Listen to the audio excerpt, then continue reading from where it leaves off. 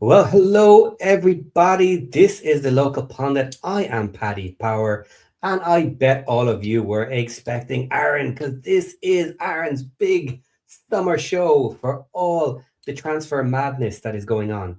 Do we need a new keeper? Are we getting a new keeper? Are we getting two new keepers? Could we be getting three new keepers? That's going to be the big talk tonight. We have keepers and maybe I think some strikers as well. But Aaron is here. It is his show. He's in the background there. Let's bring in the man with the plan. Not me tonight. It's Oh yeah. Aaron. Yo. Hey everybody. It's only been like a month. Did I miss anything? Did we make the playoffs? Did I miss anything? What happened? I don't I don't think I've been on a show since the season ended. Oh my goodness. Talking of Lots of not being yeah. on a show, Uh-huh. who isn't here? I mean, we moved a show for somebody just so he could have extra time. He wanted to make sure he had plenty of time on the show.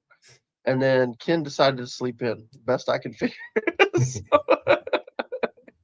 So, Okay, so Ken didn't make it. We'll see if he pops in later. for once, for once, I'm going to defend Ken here now. Originally, the time was supposed to be brought back to now, basically to give plenty of time. And then we never changed the time on the actual graphic on the YouTube. So Yeah. it's possible Ken is actually wandering around the house having a cup of coffee, thinking that it actually stayed where the original time was. So I'm blaming Josh. And Josh is not going to be on the show. So he just has to take it. Josh's fault, not Ken's. How about that? Yeah.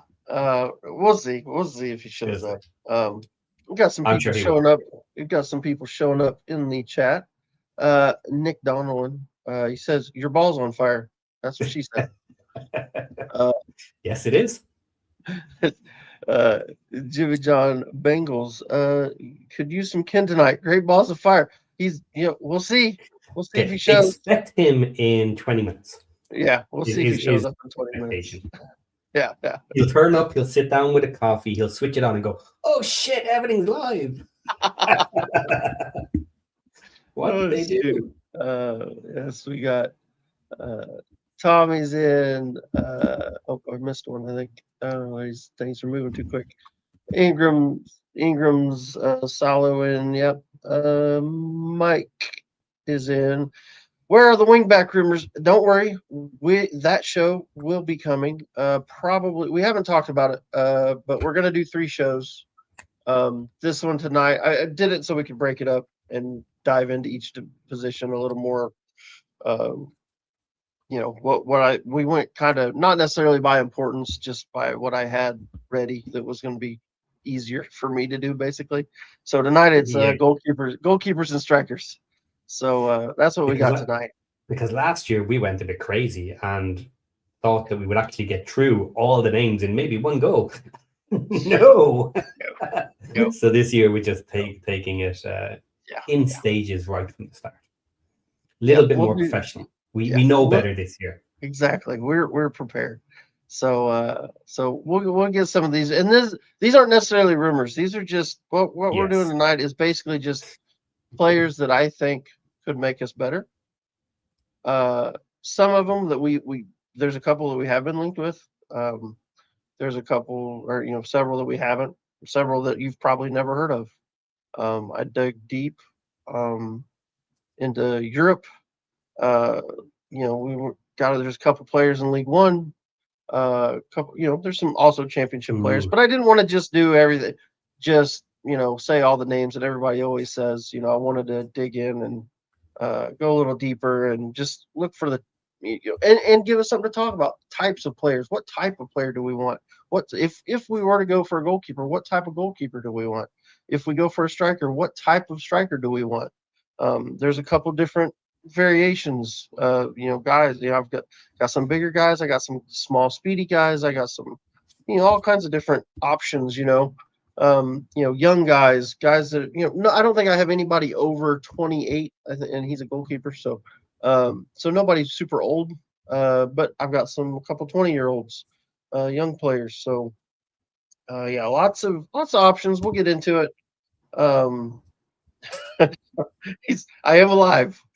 I am alive. I will Of say course, it. I did see, and I couldn't help but notice that Ken quickly cut the stream the last show where you guys were voting on who you liked the most. I was right there at the top. And it got even me and Ken, and he's like, get out of here. And he cut the show before I could beat him. So I do need to have words with him about that, but you'll have to show me how to do Ooh, polls. I don't know how to do yes, we have that. polls. So if you want Yeah, we can do polls, polls on we players. can Yeah, do polls on the players. yes. Yeah, Yeah, yeah, perfect. So we can definitely do that. That'll actually work perfect. So I think you said in the show that we could do 4 at a time, 4 yeah. options, 4 options. which is perfect because I've got 4 goalkeepers. So when we do the goalkeepers, we can throw them all up there and see what everybody thinks. Okay. But Yeah. let's go ahead and dig into that. Goalkeeper situation. We are getting linked to several goalkeepers, or at least one big one right now. But lots of rumors that AO could be leaving. What's your thoughts on that, Patty? Where are you at on it? What do you think? Okay. That's a poll. There We're you going to go. hit loads of Yes. polls tonight. All right. In the chat, guys, is AO leaving? All right. Simple question. Is AO going to leave? Yes or no? Let's keep it nice and simple. I think he is. Is my answer. Let's throw it out there. Because I think it will be done by now. I think it will be done by now. If he was going to extend, I don't think that we often penny pinch too much. So if he's not happy with the money being offered, then it's more a case of the position he's been offered. I think more he's unhappy not being a guaranteed first, and feels he has lost Phil's trust in some way or respect. I do think he has potentially been hard done by Phil this season. He did have a bad preseason. He didn't look great, but I don't know that you just dump your number one for someone who is coming in and is not guaranteed to be better. You know, that was the problem. Maybe Phil thinks he was guaranteed to be better. I am still not convinced on Ward, but leave that aside just for the moment. But yeah, I think he's probably a little unhappy, feels he's lost a bit of faith and trust with Sparky. And he might, I think he's going to look around. He's going to see what options come in. And if he has to stay with us, then he'll stay and fight. But no harm in looking, if he wants to. Yeah, for sure. I think here's my thoughts on it. I'm perfectly happy keeping him around, or keeping him, just going with the 3 that we have. I'm perfectly happy with the 3 goalkeepers we have. Go into next season and see if Arthur can continue to get better. I will say, from a stats standpoint, he did have his worst season with us this season. Now, that's not crazy because we did, he started with us in League 2. So, it's going to get harder, when you get to the championship. And he stepped up. He did okay. It's not like he was a terrible goalkeeper this season. It was just he wasn't, before he's been one of the top 2 keepers in the league, in League 1 and League 2. And you kind of always knew he wasn't going to probably be quite that good. But yeah, I think he definitely struggled at times. There were times where he struggled. There were times I noticed, like, I think it was, I'm just going to guess it was around late February, March maybe, when we started kind of losing a few games. We're starting to give up quite a few goals. And I kind of had this thought cross my mind, like, I don't know if it's him, but it might be him. You know what I mean? He might be the problem here. Now he faced a lot of shots. So our defense definitely needed to be better. They didn't do him any favors. But I think I think he could have done better at times. There are definitely times where he could have done better. And I don't mind, like, I mean, people talk about the Swansea mistake, and that was a terrible That was a mistake. big one. It was a big mistake, but just a one-off, in fairness. that's exactly. It's a one. It's not like he's doing that week in, week out. That wasn't the problem. It was just but there were some times where I think his positioning wasn't great. There were balls that it seemed like he generally would get to, and he wasn't. What really disappointed me this season was the drop in his save percentage. Generally, he's lower to mid 70s, and I think he was like 67 this year. And he started good when he first came in. Yeah, he was running in the mid 70s. He was running like 73, 74%. But as the season went on, and maybe he's picked up a niggle, maybe he's hurt. We just didn't know it. So we just one of those where he's kind of got a strain or something, and he just wasn't feeling right. But as the season went on, it kept dropping. And there were just a lot of games where we're giving up 2 and 3 goals, and it's like he probably should have. You'd have thought he'd have got to one of them. You know what I mean? And he just wasn't getting to. And he still made some fantastic saves, and he was, the penalty. He's always good at penalties. He's a fantastic penalty stopper. Which might be needed in the playoffs. Yeah, for sure. I mean, that's nothing to shake your head at. But he does have other issues, and I think in the championship, his distribution was exploited a little more this season. It definitely showed more. You know what I mean? It was more detrimental, as in, before you. Yeah, I think you could get by with some of that because the teams we were playing weren't all that great. I think this season there was a problem. So 2 questions then to kind of push the idea with A and see where you land on these. If we improve our outfield squad, which we know we will, we know the areas we need to improve, and even if we don't get our number 1 pick, we will still get someone strong to come in. Our team will be better this season. Do you think that we can, with a decent season, get comfortably into the playoffs with AO as the goalie? Yeah, I think we can. I think we can.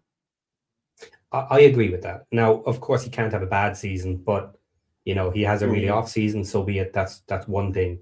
But if he plays reasonably well, which we know he's generally capable of, and the rest of the team with our improvements play well, I think we can get to the upper areas of the playoff with a good season with him in goal. So for me, it's not an absolute crucial element that we move him and get someone better in order to get to that level. I'm leaving 1 and 2 off the table just because of how strong it is next year. Yeah, here's my thing. I think this is why he'll go. It's because of the contract. If he's not willing to sign a new one, if he's not on a new contract right now, like kind of what you were saying earlier, it's probably not going to happen. And we can here's the thing, just by the numbers, and I know he didn't play as many games, by the numbers, Danny Ward was every bit as good. His save percentage was like 0.3% less than AO's, and actually his distribution was better. Some of that, he controlled his box better. There were things that he did better. So yeah, maybe he's not quite the shot stopper, but he does the other things better. So is it that big of a loss? Maybe not. And also, I think when he's coming into the last year of his contract, and we've got a chance to make some money, I think we need to be making that money. I think you just got to move him on. I think it's time to move him on. And so I don't necessarily think it's because we don't think he can do it. I just think because of the situation, the contract situation, if he's not willing to sign what we're offering, then it's probably time to move him on. Yeah, it's an interesting spot for him, and this does happen with players, is the timing of the contract can really push a decision one way or another. The same as injuries. you get injuries at the wrong time with your contract, coming up for renewal at the wrong point. That can really push you in one direction or the other. So I understand that for AO. The fact that he knows now, he's almost certain that even if we don't bring in a new goalkeeper, which we might do, because Burton might want to move and we need a third keeper, there's no guarantee that we don't bring in a brand new number one keeper once we have a spot open. So there is a chance there that AO stays and rides the bench for the entire season after we bring in a new number one, if he stays. That's on for AO in the back of his head. So in that position, what do you do? That's why I think he probably will go. Now, the problem for me is I don't know that Ward is any better in regards to an entire season. I think with Ward, yes, there's a chance that over an entire season he could step up and be better than AO. Okay, that's possible. He has the experience and the skill. Can he still do it? Can he still get to those other levels? Maybe. It's possible. But I also think there's a greater chance of him falling off a cliff and having a horrendous season than I believe with AO. People can disagree with that, and I don't have any proof that that's true. That's just my take on it. So both are possible, but I have no guarantee either way. Of course, if Ward gets the number one spot and AO stays or leaves, then I hope he does the best, and achieves that max. But this decision could completely turn our season next year, for the good or the bad. We could end up needing a goalkeeper, going out into the market and spending an absolute whack on one of the best keepers that are out there. Or we could have to go out into the market, not find what we want, and bring in another goalie that maybe doesn't make us much better. We might just end up with two Wards. Now, two of them reduces your risk of one of them falling through the floor. You can replace him with the other one, so that in itself might be okay. But it's dangerous swapping out your goalie. Like, there's no guarantee with any of this. No, that's a problem. There's no guarantee with anybody. But I think that's a perfect segue, because I've got some keepers we can look at. Hey. So let's get in here. Got my little thing going. Okay, guys. If you want to vote in the chat, some of you may not know how to do it. It's simply type the number you want on its own and enter it in the chat. So 1 is a yes, 2 is a no. And later, when I do the goalies, it'll be 1, 2, 3, or 4. So that's it. Just type your number and enter in chat, and you'll be added to the list. It's still live at the moment. I haven't shut it down just yet. Yeah. Okay. All right. Here we go.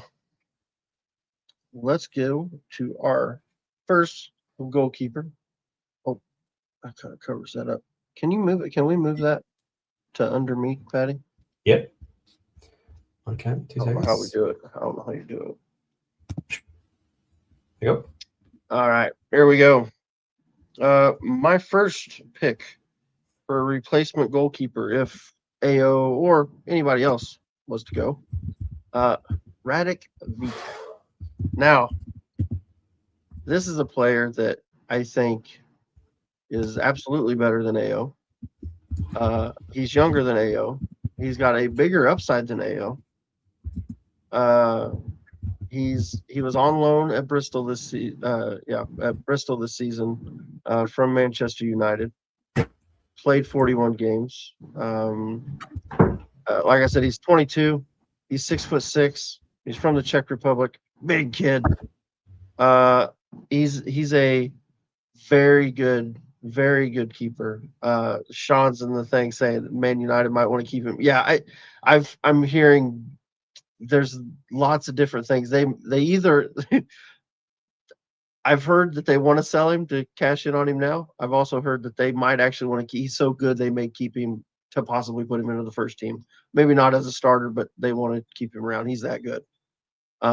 Anyway, I go ahead. I would make an argument there Hmm. that once they make their decision that he's probably going to be third in the line or a little bit Hmm. too far down the pecking order, selling him to us with a reasonable buyback Yeah, situation might be the perfect option. yeah. He's yeah, or yeah, loan to buy things, Loan to buy anything like that, scenario, loan to something buy like that. type. Yeah, Yeah, for sure. yeah. But he's a fantastic keeper. So we'll get into it. Yeah, he started. He played 41 games for him. Basically, once he got there on loan, he played the whole way through the season. The 12 clean sheets. He allowed 54 goals. His save percentage is 71.3%. Saves per 90, 3.27, which was, yeah, it's a little above average in the championship. Market value, of course, I will say this kind of upfront. All my market values, I grabbed them off of Transfermarkt, just so that I was getting so it's consistent, because you go from site to site and you get different numbers. So I'm just going to say that straight out. I think they do reasonably well. So I went with Transfermarkt for our market values on all these players. I've seen as much as 8. They may want 8 for him. I don't know that they've actually said what they really want for him if they decide to sell him. But he's yeah. Let's see what's John got here. BBC Manchester reporter today said he wants first team football and likely to be sold this winter. Yeah, see, that's Okay. there you go. So he's out there, and believe me, every team in the championship that needs a goalkeeper will want him, and even some that don't need a goalkeeper will, if they got the money, they will want, they're like, yeah, we'll take him too. So I got a couple of paragraphs here. Uh, VTech is a classic modern tall shot stopper with strong physical presence and athleticism for his size. Stopping and reflexes. Excellent reactions and ability to make spectacular saves, including multi save sequences and triple saves. Watch him on YouTube. Look him up on YouTube.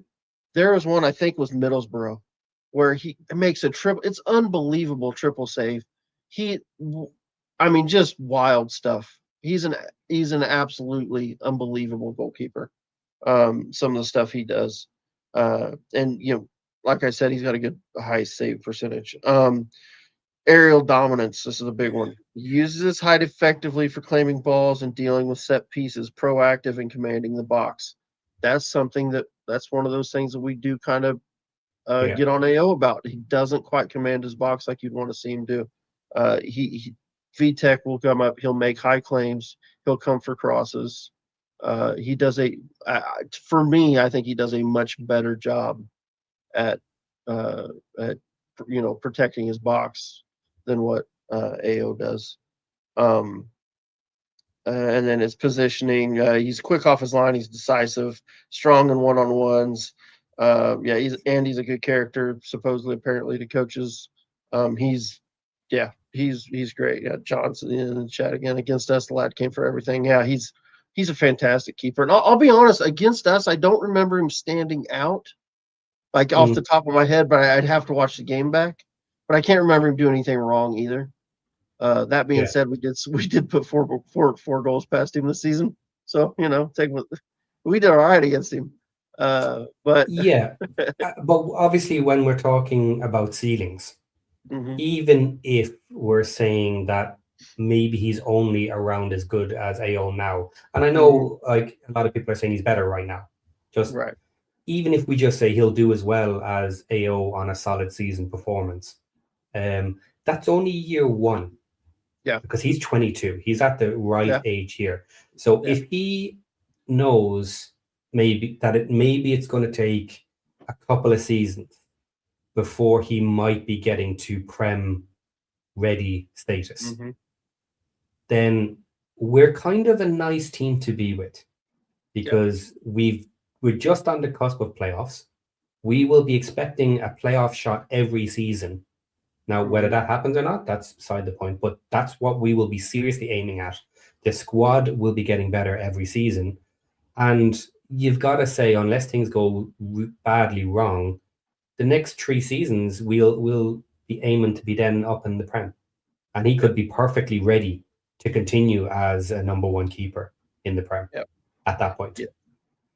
Yeah, for sure. I mean, for me, he's definitely got a chance to be a Premier League keeper. Let's see, real quick, I was gonna pull up just stats. There was a couple I wanted to touch on.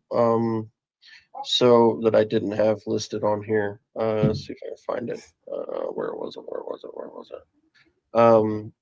Oh, shots faced. Okay, so now remember he's got a 71%, 71.3% save percentage. So he's done well, but also he faced 190 shots. Now, to just for so I mean, like we're saying, some of the people in the chat were saying, AO faced a lot of, if our defensive was better, Yeah. maybe he would have done better. AO faced, let me look it up. I don't want to make sure I get it right, so I'm not giving bad info. He faced 170 shots. So 20 less shots, had a worse save percentage. This kid you could say had a worse defense in front of him, but a better save percentage. Did he play an entire season? Yes, he played once he got there. Okay. Yeah, once he went on loan, he came in and played the whole season. And did he come in late in the summer? He came in later. I think it was 40. He had 41 matches. Okay.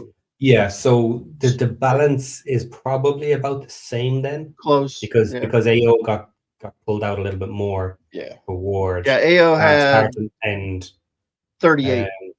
AO had 38 starts. So it is close. fairly close, but that's an interesting point, because yes, he was pulling their ass out of the fire on numerous occasions as well in that scenario.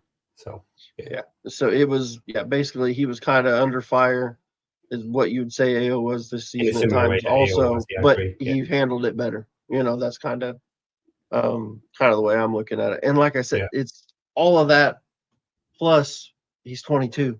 He's 2 years younger, so it's just like I said, I think he's just got that much more upside.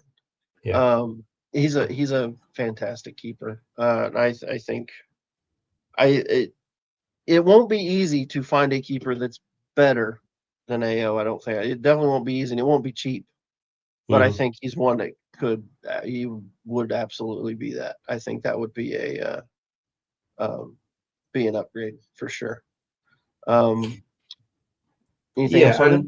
And even if we went up to the Prem quick, if we got lucky with a good season or a good playoff or whatever, him being in the secondary position this young immediately in the Prem could also be great for him. I know he wants first team football, but if we get to the Prem too soon, we would bring in another older head to probably take that first spot, and then he would be waiting in the wings to take over again.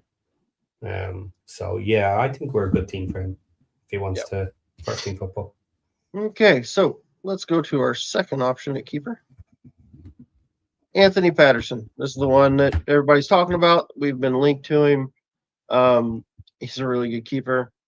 The thing with Anthony was obviously he came in late to Millwall and only got 14 games with them, but he was pretty good in those 14 games.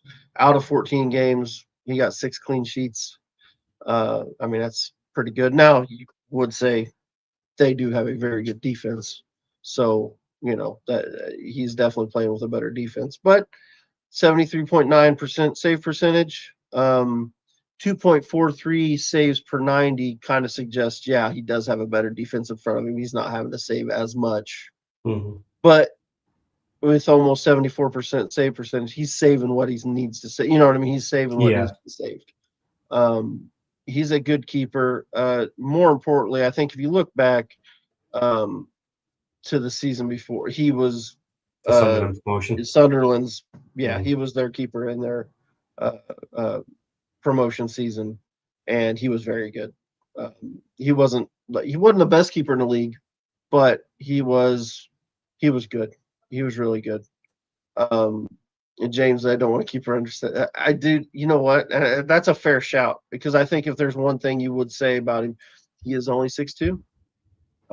But I will say he's very athletic, and he's a very good shot stopper. He plays bigger. Let's put it that way. Mm-hmm. He does control his box. Let me get into I've got a couple things on him. Here's his strengths: shot stopping and reflexes, excellent reflexes, handling and agility for his size, strong at saving close range shots and making reaction stops. Again, he's one you get on YouTube, you can find some of those highlights where, yeah, he saves some really, tight, close range stuff that's like, well, how did he get down to that? You know what I mean? Just good stuff. Athleticism. He's a good spring and reach, capable of spectacular saves. Yeah, absolutely. Experience and composure proven in high pressure playoffs.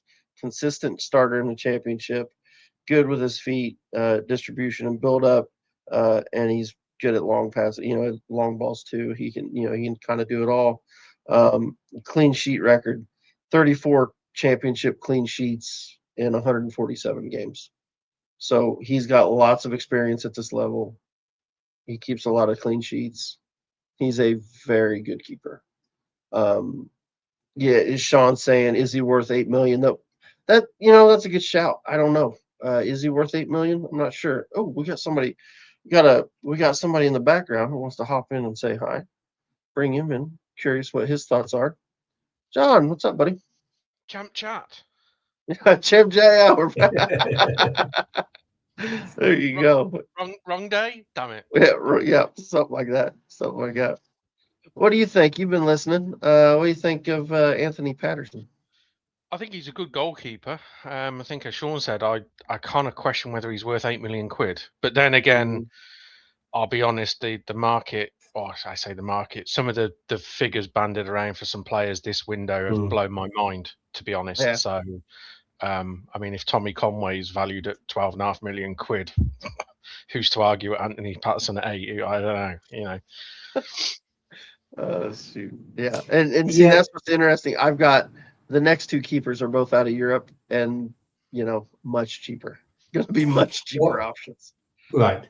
What's his ceiling? Does it strike you that his ceiling is actively playing in the Prem? See, that's a good question. I don't get Maybe that. not. If it was, Sunderland would have kept him, wouldn't they? Yep. Yeah. That's fair. Yeah. Yep. He didn't play. I think he was their third choice, I think, this season. So they obviously looked at him and thought, he's not going to be good enough in the Prem. And that's probably the difference with Vitek.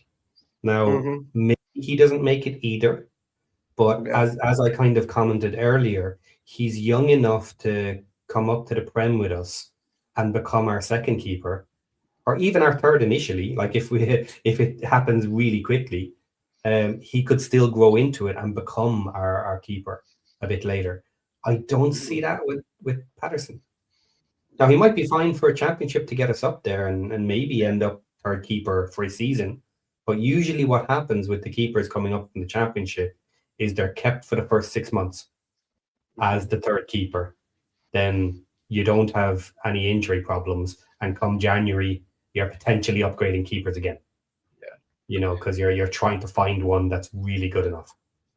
I think one interesting thing, and I'm not sure if you guys have talked about it. I've been kind of in and out of the Discord, so I don't know how much you guys have talked about it. Apparently, Phil gave Patterson his first start in the first team at Sunderland. Yeah. So there is a little bit of a link there. So I wonder if that's part of it too. It's just somebody he knows and is comfortable with, which wouldn't surprise me with Phil. Yeah, and if he comes in kind of knowing that, and knowing the position that he's getting within the squad as well, should we go up to the Prem, knowing that you're going to be replaced if we go up to the Prem. You're coming in for a couple of seasons to get us there, and Parky is the type of one that will potentially give him a year or more as third keeper or whatever and keep him in the squad. So at 26, he could, riding the bench for a season in the Prem might not be the end of the world and then drop back down to the Championship again or whatever the situation is. But if he can work with the team like that, and if he knows why he's coming in, that could be something that Parky is comfortable to work with. Yeah, for sure. I'll be honest, I won't be upset if we end up with Patterson. You know what I mean? It definitely. Yeah. I think he's a really good keeper, and obviously he's won promotion from the Championship, so he's good enough. And yeah, maybe he's not good enough for the Prem, but I think at that point you've got 150 million coming in. You can afford to go. You're going to be upgrading your keeper. Yeah, exactly. When you get to the Prem, you're going to. Yeah. Certainly. Yeah. So yeah, that's kind of where I'm at with him. I'd love to have him. I've been with VTech. I've been thinking VTech since the get go. I think it was a few weeks ago. I mentioned him in the Discord, and John's like, "I'll fight you for him." Yeah, I wasn't lying. Lying. VTech is definitely he's my favorite of all of them. But I think if you're in a position to throw 8 million quid at Patterson, you're going to throw money at Vitek, aren't you? Mm-hmm. Let's be honest, because I think price wise, I think you could probably get both for similar, if you know what I mean. Yeah. If 8 mil is the price for Patterson, I'm not sure Man United are turning down 8 million quid for Vitek, are they? Not. Personally, yeah, I don't think so. And he's got a bigger ceiling for me. Yeah. Yep, for sure. Not saying, I mean, I like you. From a Birmingham perspective, I'd happily take either. It doesn't bother me because, like you said, if you get promoted and you just do what Sunderland did, unfortunately for Patterson, is as soon as you get promoted, you just replace him. Yep. All right. So let's go a little different route here. Let's take a look at somebody from Europe. So Julian Krall. He's 26. He's 6'4". Plays at Kaiserslautern, which is in the second division in Germany. Had a really good season, really solid season this season. Obviously, he's German. Started all 32 matches. Got 9 clean sheets, which weren't a ton, but they have they had a very leaky defense. Their defense in front of you, so he didn't have a lot of help, but he was really good. Only allowed 44 goals. His save percentage was 72.5, so really good save percentage. Saves per 90, 3.63. Here's the best part: market value around $1 million. He's cheap. He's a very good keeper. If you watch him play, he plays really well. Makes some great, outstanding saves. I actually watched him. We get the second division in Germany over here on ESPN Plus. So I watch a lot. I kind of enjoy watching it. There's a couple teams on there that, I'll be honest, I played with them in Football Manager, and so now I kind of like to watch him play. And I actually watched him play a couple times this season, and he was outstanding in both those games. He's a really good keeper. I like him a lot. He may be, like I said, it's not somebody. This is more of a type thing. It's obviously he may not even want to come to England. You know what I mean? That may not be his type of thing. But it's a player like this over there that you can get for $1 million as compared to spending 8 on one here. You know what I'm saying? There's cheaper options, and it's the same when you get into you start looking at strikers and midfielders and other wing backs and everything. All the other positions. There's value to be had in Europe.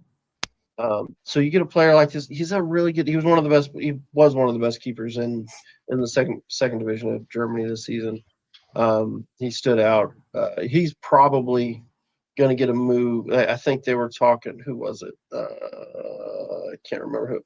Can't remember who it was. There was some Bundesliga teams that were looking at him, possibly bringing him up, trying to get him. So he may be in the Bundesliga playing next season. But yeah, he's a good keeper. I like him. Like I said, I watched him, so that's why I wrote him down. So yeah, Paul Kelly, is he good enough to fight John up? Oh, do you want to fight me for him, John?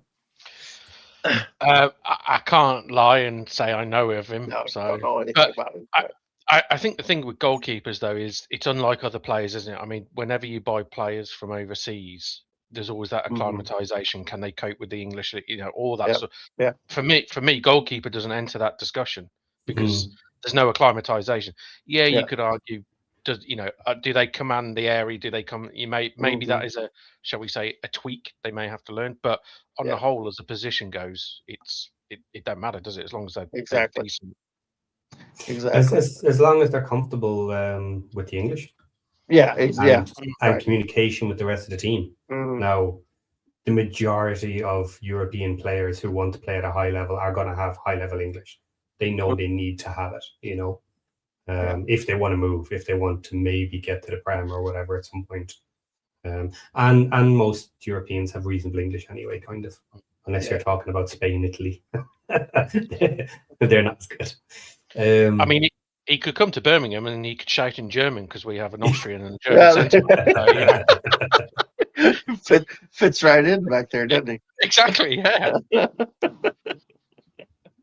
Maybe he'll get the best out of your backline. Yeah. Yeah. Poor old Ethan Laird won't have a clue what's been told of him. But, Oh shoot! Oh man!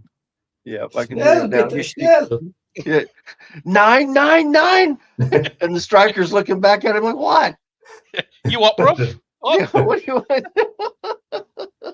He's Oh, big lad, 6'4". Yeah, big kid. Big kid. He's, like I said, he has a good. He comes for crosses. He was, like I said, I watch him, and kind of like you were saying about VTech, came for everything. I mean, just one of those guys. Just anything gets in the box, and it's like, yeah, you're wasting your time. You're not getting anywhere near it because he's taking it. Yeah, and he's fast. Like, that was one thing that stood out to me with him. He was really fast. He was just, for a goal. You don't think about goalkeepers being fast, but he's like quick. Quick off his line, and fast, explosive to go get that ball. It was. Do you know what? Really Ward did that one time where he went shooting out right to the edge of his box. Yeah. And I was like, where the hell did that come from? Decision made early and instant. I'm going for it. Gone. That one in particular surprised me. And then AO did one not similar not too long after when he was back in. He not as comfortable. Yeah, exactly. That's one thing with AO. Not to keep beating on AO. There are things at times when he does stuff like that, and you're like, you don't feel as comfortable with him back there sometimes, whereas some of these other guys, it just seems natural to them, and they're just but so quick. To give AO his flowers just for the sake of it, shots from distance. He's really good. Yeah, it's hard. You're not going to find much better. You're not going to find much better as far as saves like that, especially like you say from distance. Not many going to be better than him. Okay, so we got one more goalkeeper, and then Patty, if you want, you can throw that. Get that thing ready. Quentin Brott. Now this is the oldest player that I've got, but he was voted the best goalkeeper in the second division in France this season.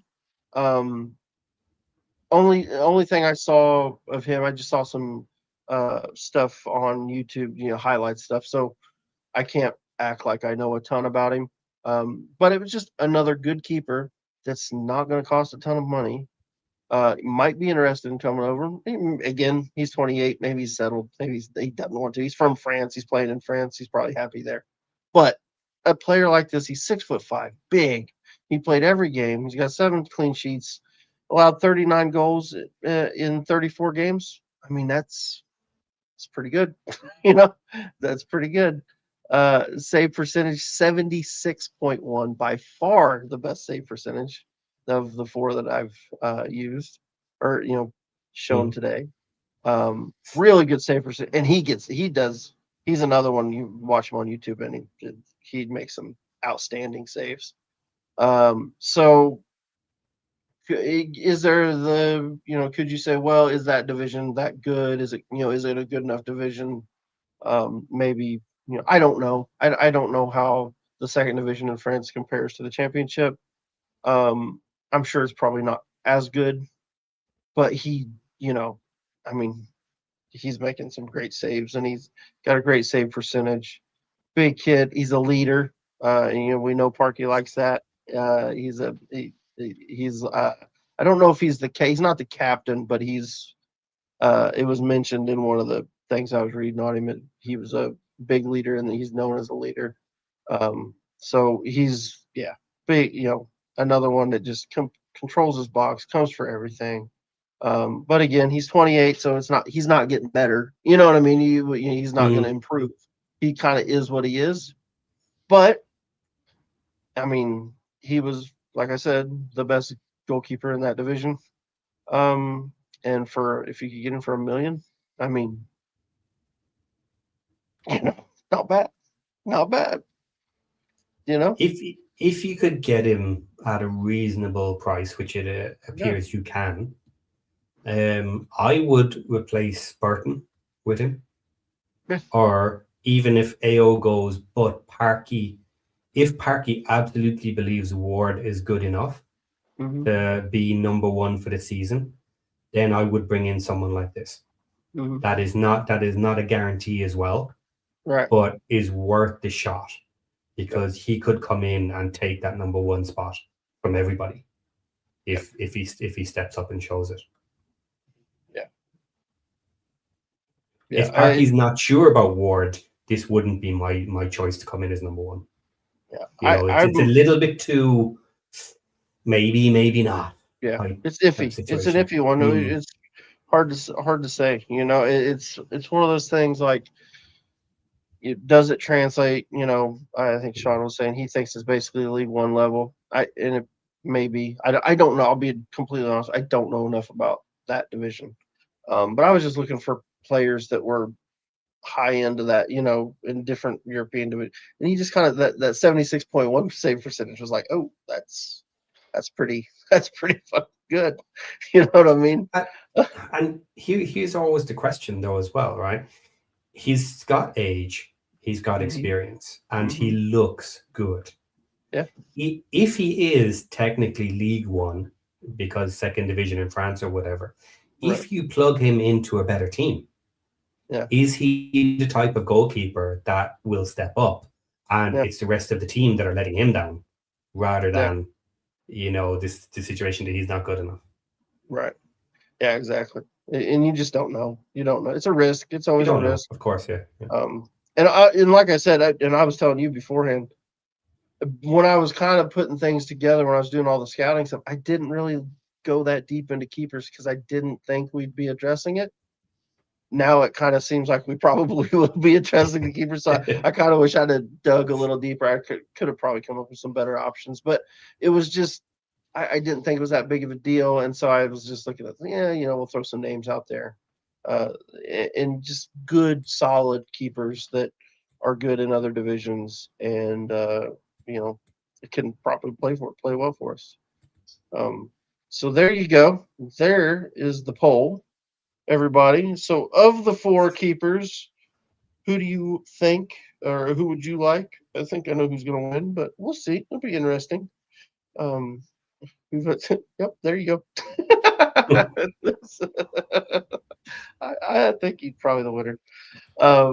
We'll see if anybody votes for anybody else. We'll see if Patterson gets any votes. I can't believe Sean's voted for him to replace AO. Don't you want him at Blues, Sean? Come on. He's doing it wrong, isn't he? I'm going to say, why are you voting for him to replace AO? Yeah, you're supposed to vote for who you think's the worst, Sean. He's doing it backwards. He forgot what show he's on. That's what it is. We got him all yin-yang. No hope for these Blues fans. I know, right? Okay, so let's bring that down for a minute. So now next, obviously, we're going to get into the strikers. I've got quite a few strikers, guys. So Jimmy John Bengal says I'm in votes for me in goal. Nobody wants me in goal. I promise you. I'll be out of breath just getting from post to post. So we don't want me in goal. No, so we're gonna get into strikers, which was fun for me because it was trying to I didn't just want to go in, okay, who scored the most goals.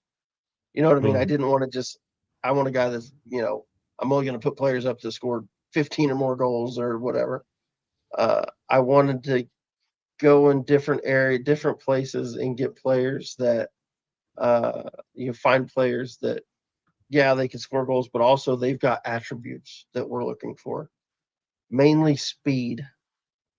We need to get some speed in this team. I want to find a striker with speed. And there was loads of options, and some of these guys aren't necessarily burners.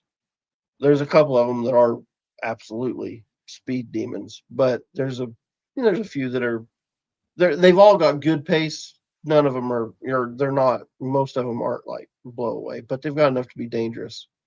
But I didn't want to just go for okay. Well, I'm just going to find 6'5", big giant, hold up target man. You know what I mean?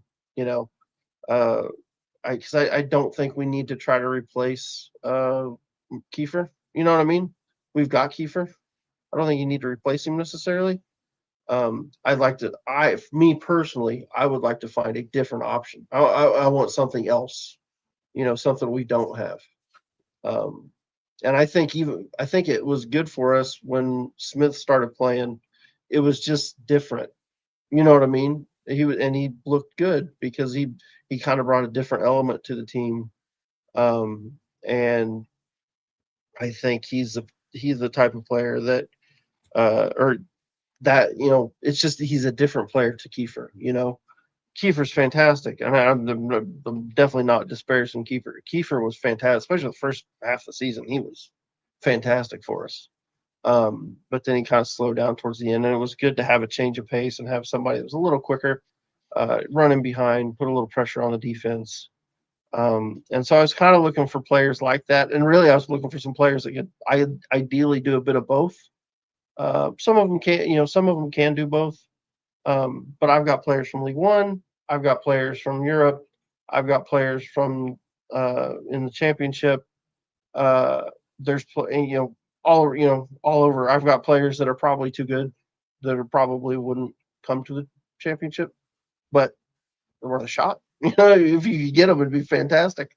One of them is I'm curious what your guys take on him, because he was one of the better strikers in the world probably a couple seasons ago, or at least he was on the best team in the world a couple seasons ago. No, not old. He's only 25. He's only 25. Injuries though. Aaron, Injuries. sold. You can have Kyogo. It's not a problem. No, that's not the one. We'll get there. So, so we will be. So we'll look at some players and we'll see what everybody thinks. So let's. You got any takes on that, Pat? Like, what kind of striker would you be looking for, Patty? Like, what's your thoughts on that? The problem is how we play. That's the thing. I'm not overly worried about our strikers, and I'm probably the only one. Like, everybody in the Discord is always saying, "Oh, we need a new striker. We need a new striker." But I'm quite comfortable that we score goals from everybody working together as a unit and not having that talisman striker.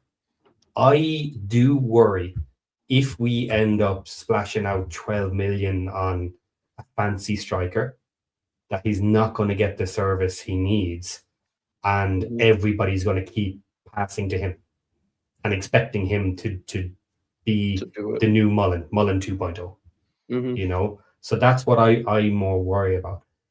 Personally, it's the other areas that we'll talk about later that we need to improve. We get those right, and I think our front line are going to score, and they're going to divide it among all of them. Yeah. So that's where I am. But I'm interested to see who these are. Well, see, I'm glad you said that, because there's a couple that would be, they're not necessarily set, like they're not guaranteed, to be great. Okay. But But before you do it, just to answer your question, actually, because I probably didn't there. I kind of yeah. avoided it. Yeah. Who I would have looked for is a better Sam Smith. But the way he stepped up at the end of the season, I no longer think we absolutely need to replace Smith with someone better. I think he could work out for us in that position.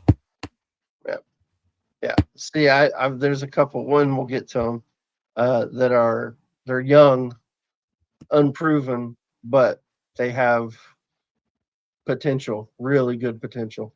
And so it's, one of the is because, like, if you think about it, like, to your point, do we necessarily need a striker? I mean, because if you look at it this way, between the two, we got 19 goals out of them.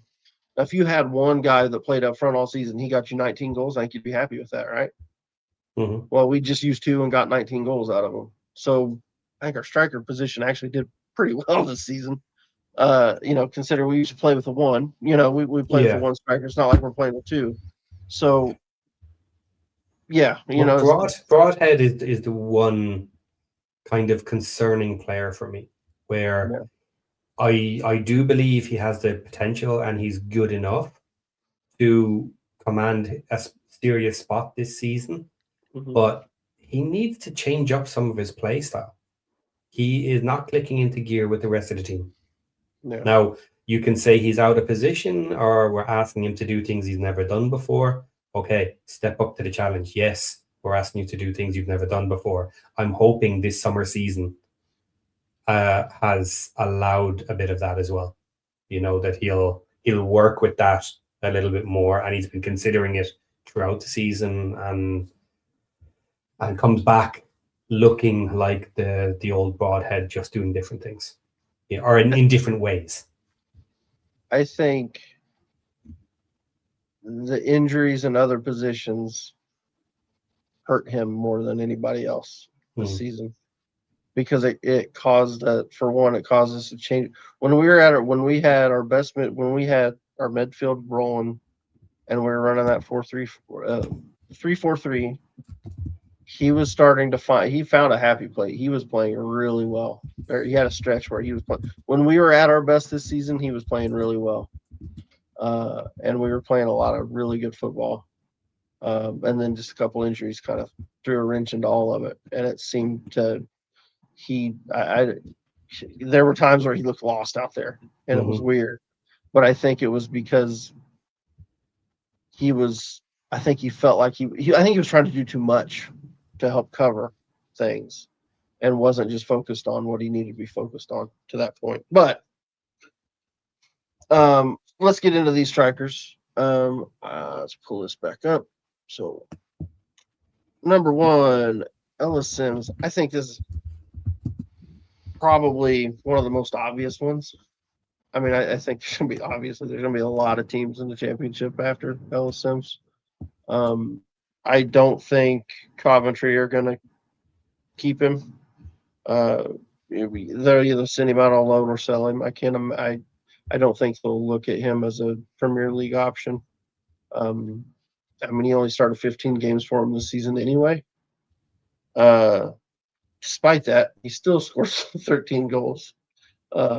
So he made the most of his time on the pitch. He's I think he's one of those players that I think if he had a run in a team where he was the guy, I think he could have a really, really big season. I think he's got that in him, and he's very well rounded. I wouldn't consider him a burner, you know what I mean, like super fast, but he's got enough pace to cause issues, But he's also just, I mean, so good, at finishing. His finishing, I think he's a fantastic finisher myself. But the market value on him will be really high. They've got him at 10.3. I don't know if he'll go for all that. You may go for more, because he's going to have plenty of teams looking at him. But yeah, conversion rate 17.1%, which is basically just total shots divided by goals, or backwards, goals divided by total shots. That's his conversion rate. So how many times is he scoring compared to how many times he's shooting? And then the TOB per 90, which is touches in the opposition box. How many touches is he getting in dangerous areas? He gets quite a few per 90. It's 6.4. He's doing pretty well. So yeah, because usually when a striker gets a ball in the box, he's usually looking to shoot. So yeah, 6.41 is good for that. Like I said, 13 goals. From 15 starts, a lot of the matches where he was coming in, he was getting 10, 15 minutes, so he wasn't getting a ton of time. So yeah, I think if you just look at it per 90, his stats are ridiculous. You look on FOTMob, you look at his stats, and it's all green. It goes all green. You put it on per 90. So yeah, I think Ellis Sims would be a fantastic get. He's going to be expensive because you're going to be competing with a lot of teams with championship. What's your guys' thoughts on him? John, you go first on this one. Because I know you don't like him. No, or don't rate him. It's probably more fair. But go on. Yeah, I've never been sold on him, if you know what I mean. I've always thought he was a okay championship player. I remember him in his Sunderland day.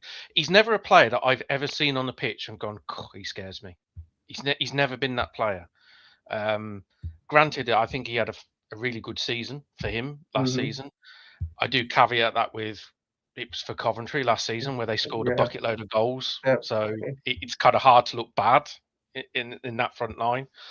I think I'm probably doing a disservice. I think he's a decent player if you could pick him up for the right money. For the amount of money that he's probably going to command because they got promoted to the Premier League, I wouldn't touch him with a barge pole, personally, because I don't think it's value for money. That's my opinion. Yeah. And that's a fair take. I totally get it, because he is going to be expensive. He will be expensive, but his stats are fantastic this season. So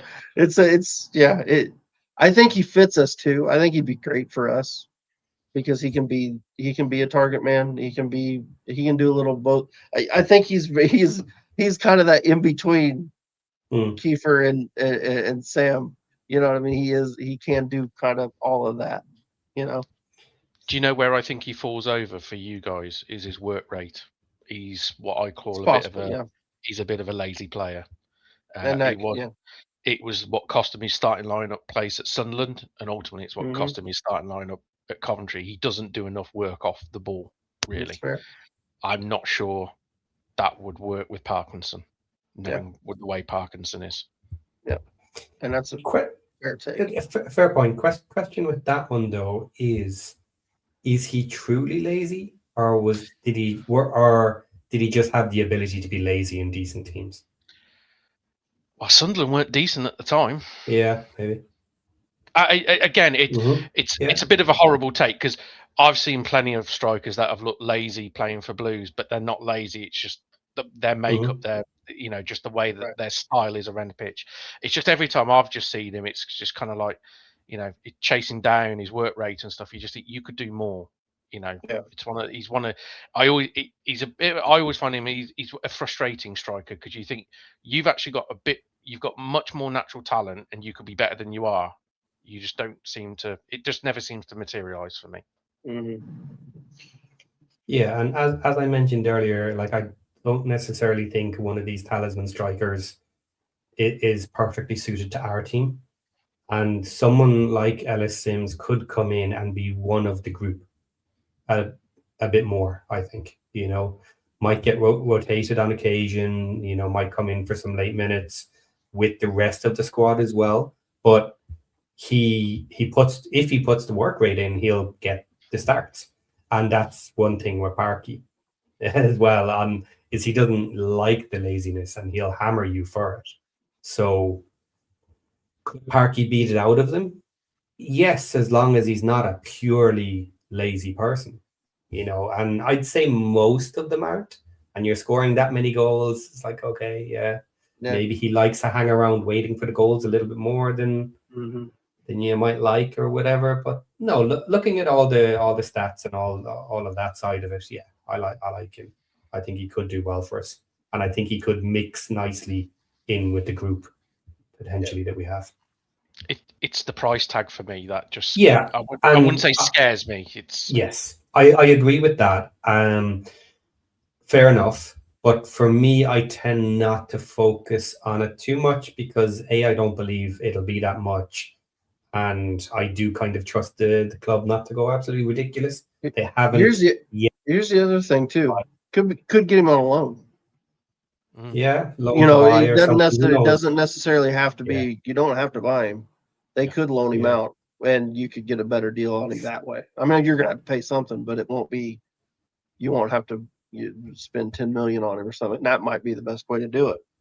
yeah, Um, so yeah. There's a danger there we could end up with a bad deal, yeah, you know, yeah, for and sure. we, it's probably about time for us to maybe start doing some loan to buy deals. But Hmm. again, you have to get the terms on those right because some of those loan to buys can be ridiculous if you're not careful. You know, people Hmm. injured the entire season. Oh, but they played for you 3 times, so tough. They were with you all season. You got promoted. You owe us another 5 million. You know, so you really got to be careful with those. But that's a club problem more Yeah. so than an analyst problem from us, kind of to look at it. So the general, the stats, everything, I think they look fine. They look nice. All right. So let's move on to our next one. And this is a name that I think we've actually been linked to. We were linked early, like right after the season ended, I think. Um, and so a lot of people uh, will know him. Dom Ballard. He was in League One. He's playing at Leyton Orient. He's 21 years old. And he does think he is an under 21. I think he was. He I gets think one he turned season, I think. 21. Yeah, Yeah, I think January he'll or something. be. Yeah, I think one more season of not being on the. So I think so that's a plus. Um, so again, he's not a big guy, so he's not going to be a big target man. 5'10". He played 40 matches, scored 23 goals, 3 assists, 25.5% conversion rate, 5.46 touches in the opposition box per 90. They've got him listed at 1.72. I don't think there's a chance in hell they let him go for that cheap. I think it's going to cost probably, I would say realistically, or closer to 4 or 5 is kind of where I'm thinking.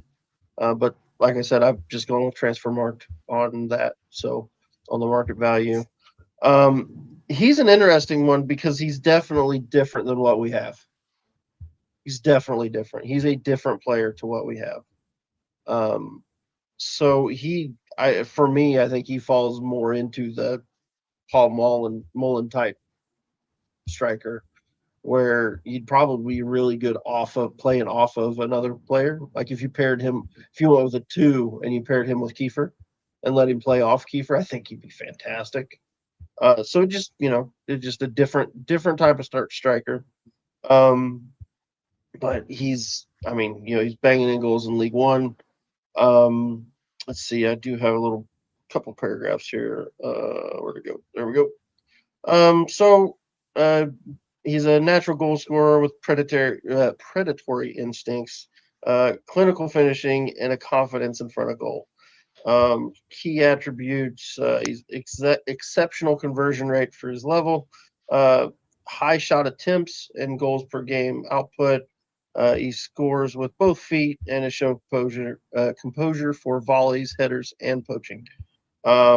His dribbling: he's a strong dribbler who likes to take on players, works well in tight spaces, poses a counterattacking threat. He's quick and agile for a center forward. He's a quick player.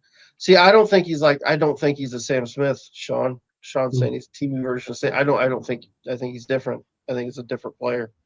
I think it's a totally different thing. The big thing with him is his work rate. Hardworking forward. He presses, runs in channels.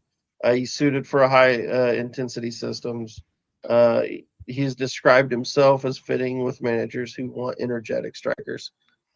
He presses. His off the ball work is fantastic. Again, like I said, he's a different type of striker to what we have.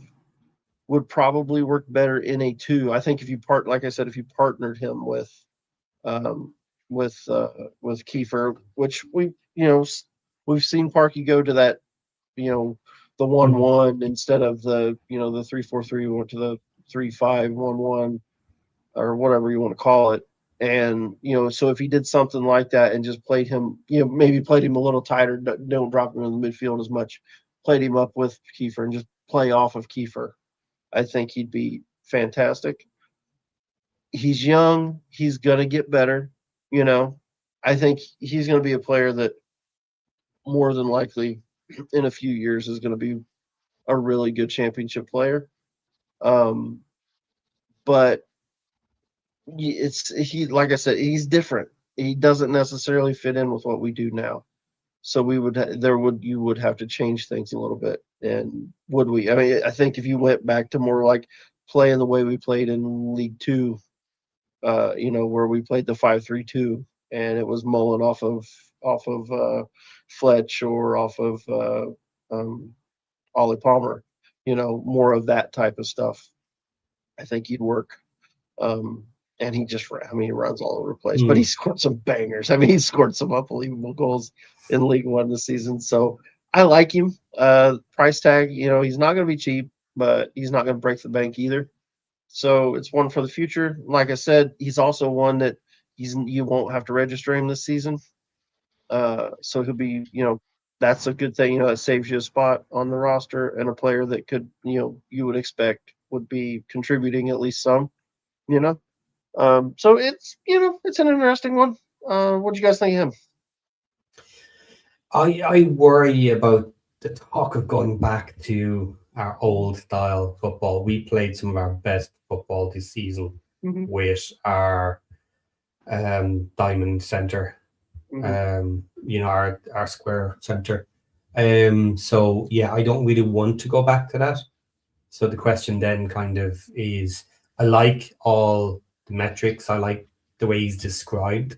He is young enough as well that I would hope that he could change his game a little bit and play with the idea of 3 up front in different formations, in different positions, and figure it out. Because the idea of this poacher getting into the right spots and getting into those positions, I kind of like that among the team. As you said, he's the type of player I worry about with our squad so far, of bringing in someone who then just doesn't get service. Now, is he going to end up having to track back to do his own service, like we've seen with Sam Smith and others before? If he has to go and collect the ball, then he's not exactly going to be close to the goal to score the goal, and that can be some of our problems. We can make strikers look bad at times, but it's an interesting one. I like the price range. I like the age, the speed, everything else, and having him for a few seasons and building his talent among the group. I like that idea. We could be in the championship for 3 seasons. Yep. He could be building with us, and who knows, like at 24, maybe some Prem teams are trying to steal him from us if he's doing well, but we just can't get over the line. Maybe. What do you think of him, John? He's a natural goal scorer, isn't he? I just worry about the League One aspect of it. Yeah, of course. I think he's one of those where I think for either of our clubs, he's the sort of player which, first and foremost, I'd say if you could pick him up for 3-4 million quid, 21 years old, the goals he scored, you'd say it's probably worth the gamble. The question marks I would have is, would he get enough game time? Is he going to be good enough at a level where both of us are going to be aiming for? Right. I'm not convinced. Who was the top goal scorer last season who ended up going to Charlton? He was from Leyton Orient as well. What was his name? I've got it right on the tip of my tongue. I know exactly what you're talking about, and I can't think of it. You know who I mean, though. Yeah, yeah. I kind of, it's one of those, isn't it? For every success, you've got one of those lads who ended up at Charlton and didn't really do anything. Kelman, thanks, Kelman, Sean. yeah, Kelman. I don't know. It's one of the. It's a gamble, isn't it? It's almost a bit of a project player at 21 years old. Yeah. It's. Would he get enough minutes? Would be my question. Yeah. Because you do want to improve him and stuff. He's the sort of player I could see going to, say, a Preston.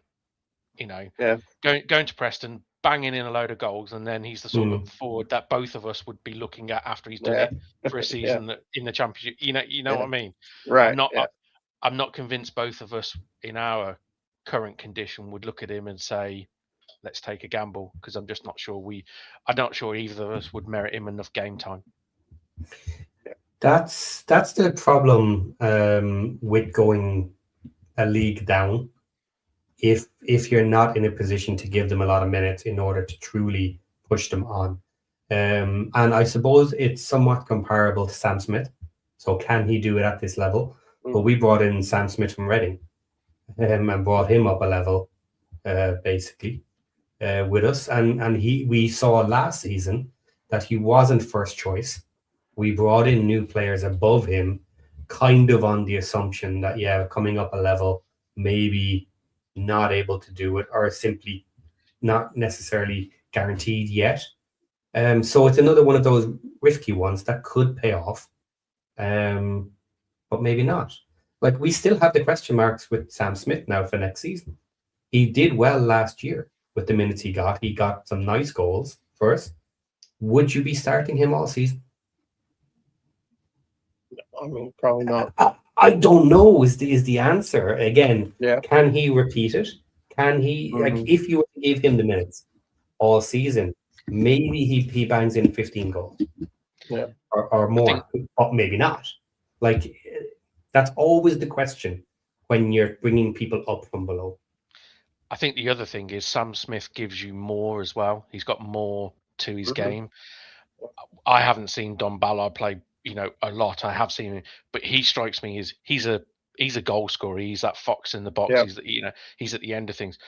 Does he offer enough other than that to his game to play at this level, if you know what I mean? I know goal scorers are worth their weight in gold, aren't they? I mean, if they can score, as they always say, the goal doesn't change size in any league. It's the same, but it's just if he isn't quite got that movement, or he struggles to score goals at this level, does he have any other attributes he brings to the team? Sam Smith, as we've seen, does. His work rate, I won't say for a small guy, but he's a physical guy. He can trap back. He puts a shift in. The question would be, would Ballard give you the same? Yep. Good question. It's completely fair. Okay. So there's Don Ballard. Let's move on to another League One striker who is getting a lot of attention. Laurent Tallage. He's at Plymouth. He's 24. He's from Switzerland. He's 5'10", but he physically looks. He looks bigger on the pit. It said he was 5'10", it kind of surprised me. He looks bigger than that. But even physically, strong wise, strength wise, he looks like a little bit of a stronger guy. So yeah, he's a really good player. Scored 18 goals, had 8 assists, conversion rate is 16%, touches in the opposition box per 90 is 5.65. Market value, again, this is one they've got him low. They got him around 1.29. I could see him going for a little more than that. Honestly, I've watched him a little bit, and then watched some highlights on YouTube, obviously, which you're only going to see the best bits on that. But he looks miles above everybody else around him. He looks like a much better player than the level he's playing at. And he scored. There's one goal. He scores a backheel goal from outside the 6-yard box. He's about 10 yards out. He smashes in a back heel goal that is outrageous. You got to say, you go to YouTube and watch it. It's like, what in the world is that?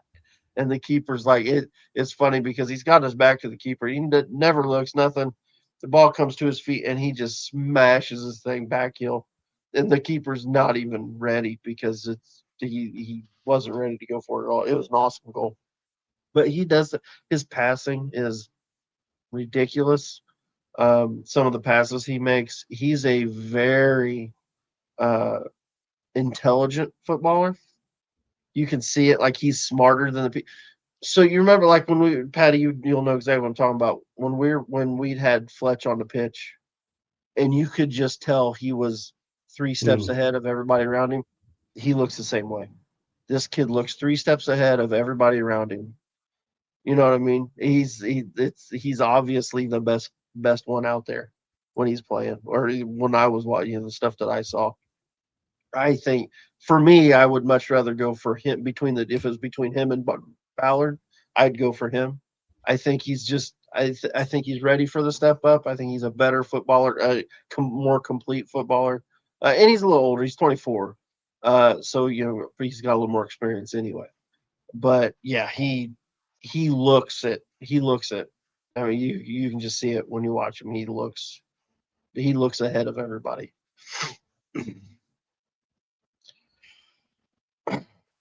So what do you think of him? I'm just having a look at his season and career highlights there. And going back to 23-24 with Aldershot Town, 25 goals, 2 assists.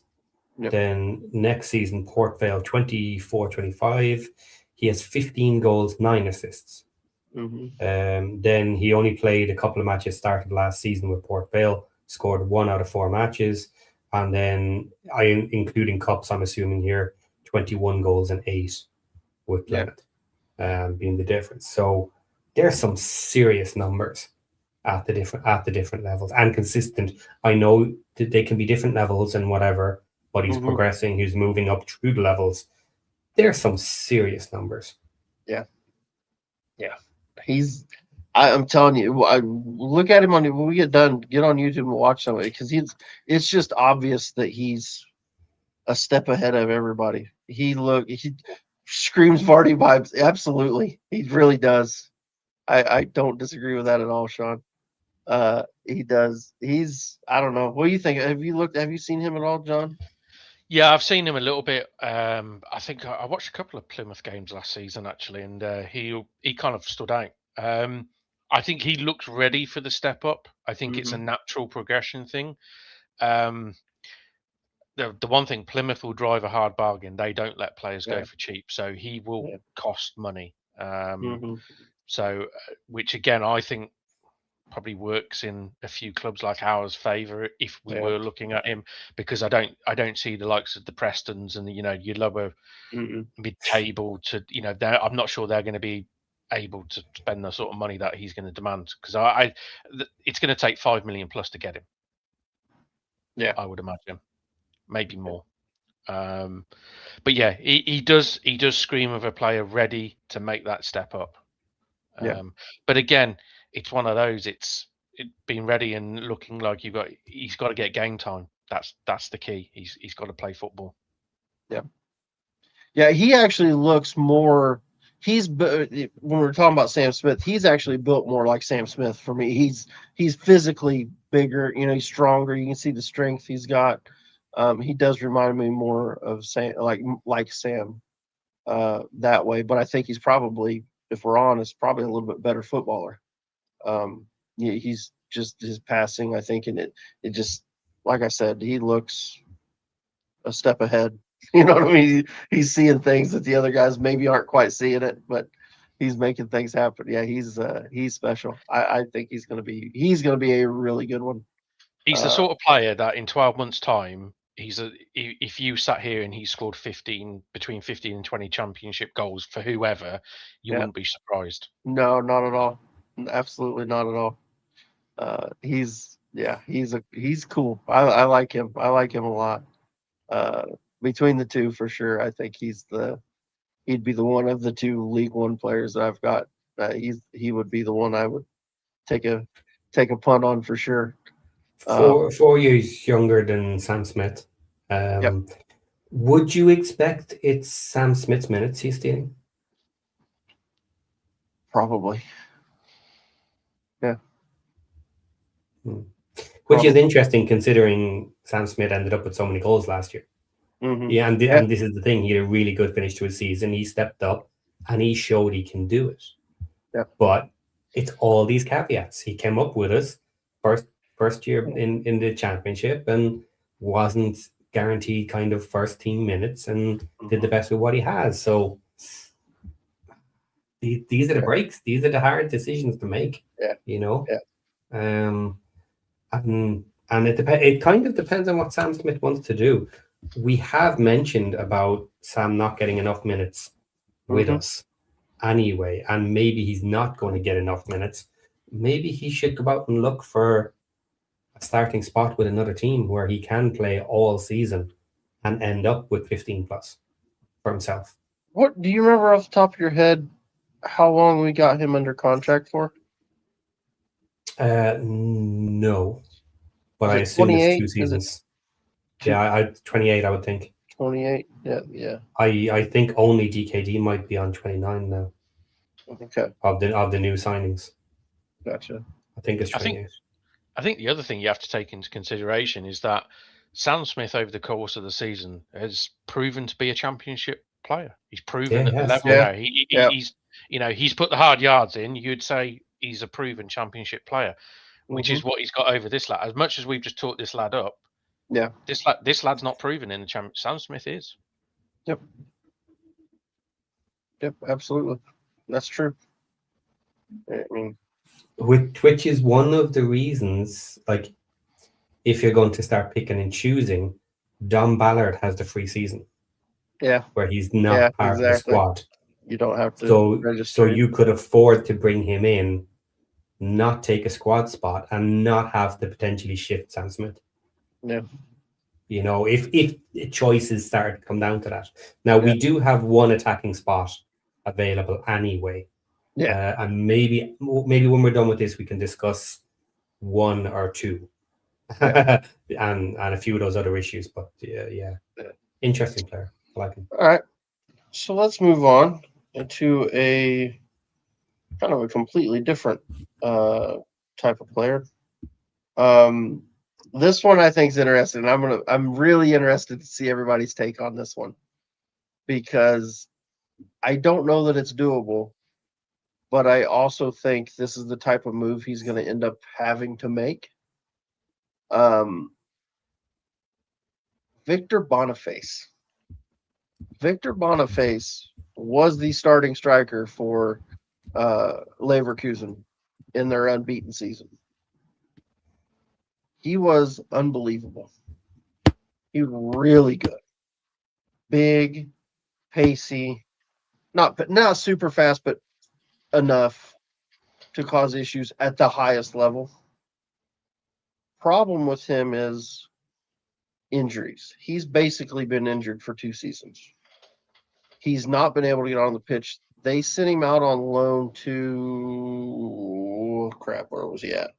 In the Bundesliga, one of the lower end sides in the Bundesliga, and he couldn't stay healthy, couldn't get on the pitch, couldn't do anything. They barely played him. To be fair, Sean, no, I haven't seen him really. I saw the only thing I've seen is his highlights of the little bit that he played. The little bit that he played. Werder Bremen. Werder Bremen, yeah, that's where he was. But he's kind of a guy that he needs to go somewhere where he can get back fit, start playing again, and get back to the level that he should be at. Because I mean, watch some of his highlights. He's unbelievable. Some of his hold-up plays are ridiculous. He makes players look stupid. I like him a lot. Like it'd be one of those, like, it'd be an absolute coup. Like I said, it probably isn't going to happen. Like he's more than that's probably not a move he's even going to be willing to look at. But somebody like that who needs to get back healthy, and he may not be able to get healthy. He had to move. AC Milan had made a deal to get him before last season, and they did his medical, and then they turned it down because they didn't feel comfortable with his knees. He's got a knee issue, or he's had knee issues. So he had surgery again this past season, and I think they're hoping at this point that he's able to go. He played, I think, a couple right at the end of the season. He got back for Werder Bremen right at the end of the season. Played a handful of games to finish out the season. Yeah. But yeah, it's an interesting one that I don't know. What do you think? It's a long shot. Obviously, this one that it's a long shot, but boy, if you could get him the championship, then he could stay healthy. Let me ask you a question, Aaron. Go ahead. What do you put last season's failure to make the playoffs down to overall, really? For us? Defense. Not injuries? Injuries. Maybe. Okay. Maybe. Midfield. And Mainly. fair. Okay. Yeah. Injuries. Fair. Yeah. Fair. Need I say? Okay. Well, I get what you're saying. Here's the point, though. We've already touched on this. We've already got 19 goals in us. We've got a striker. We've got 2 strikers that got us 19 goals last season. He doesn't have to play. I'm thinking for a punt, if you get a player like that is at the level he's at, if he could stay healthy, holy shit. I totally agree, but he's absolutely no use to you sat in the stand. Sure. And to bring him in, you'd have to essentially replace somebody. We don't actually. But would you? We don't. We really don't. We've got a third spot. We could. Forget spots. I mean, as in like in the squad. It'd take times. Yeah. Take time off somebody. Forget the squad. I mean, crap. Okay, but to be fair though, if you've got Victor Boniface on your team and he's healthy, I'll take time off of Kiefer or Smith. You know what I mean? Absolutely. It's the healthy part, isn't it? It's sure. It's a huge gamble. Yeah, absolutely. And it will be an expensive gamble. If it's a loan, you have to work with your clauses there. Yeah. That you're not paying his wages for him sitting for injury. That's what you want to do there. Yeah. Plus, this is another scenario where we're the type of club that can take him off your hands for decent money if he does get fit. I'm sure they're in the same scenario. Well, he's no good to us if he's injured. So they're hoping he gets back to a solid half season, completely fit, bangs in goals, and then they can sell him off to someone and be rid. And I suppose that's the one benefit with our club is we can afford to buy them if it comes down to that.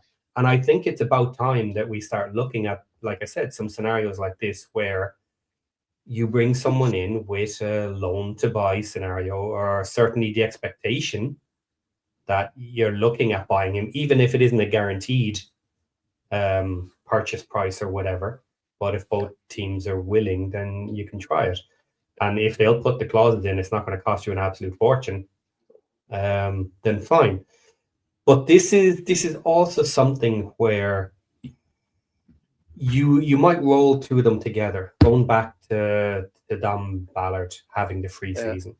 Mm-hmm.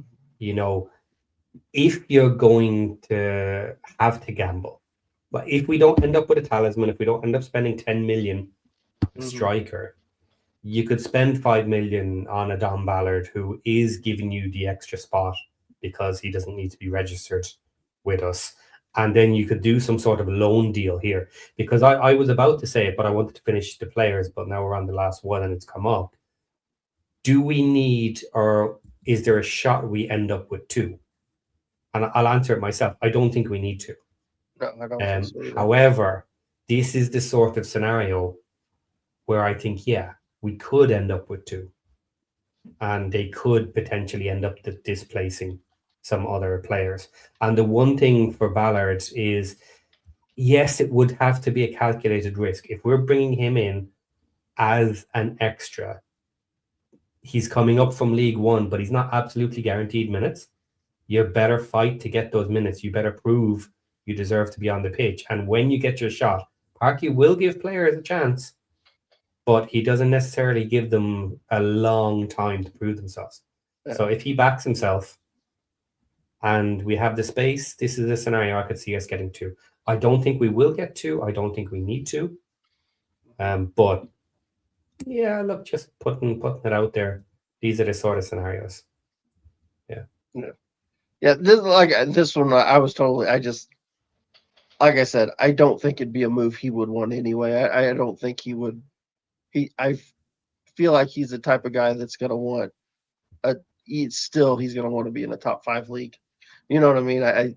To be honest, so it's probably not something that's even viable. But a player like that, if you could do it, I think would be unbelievable.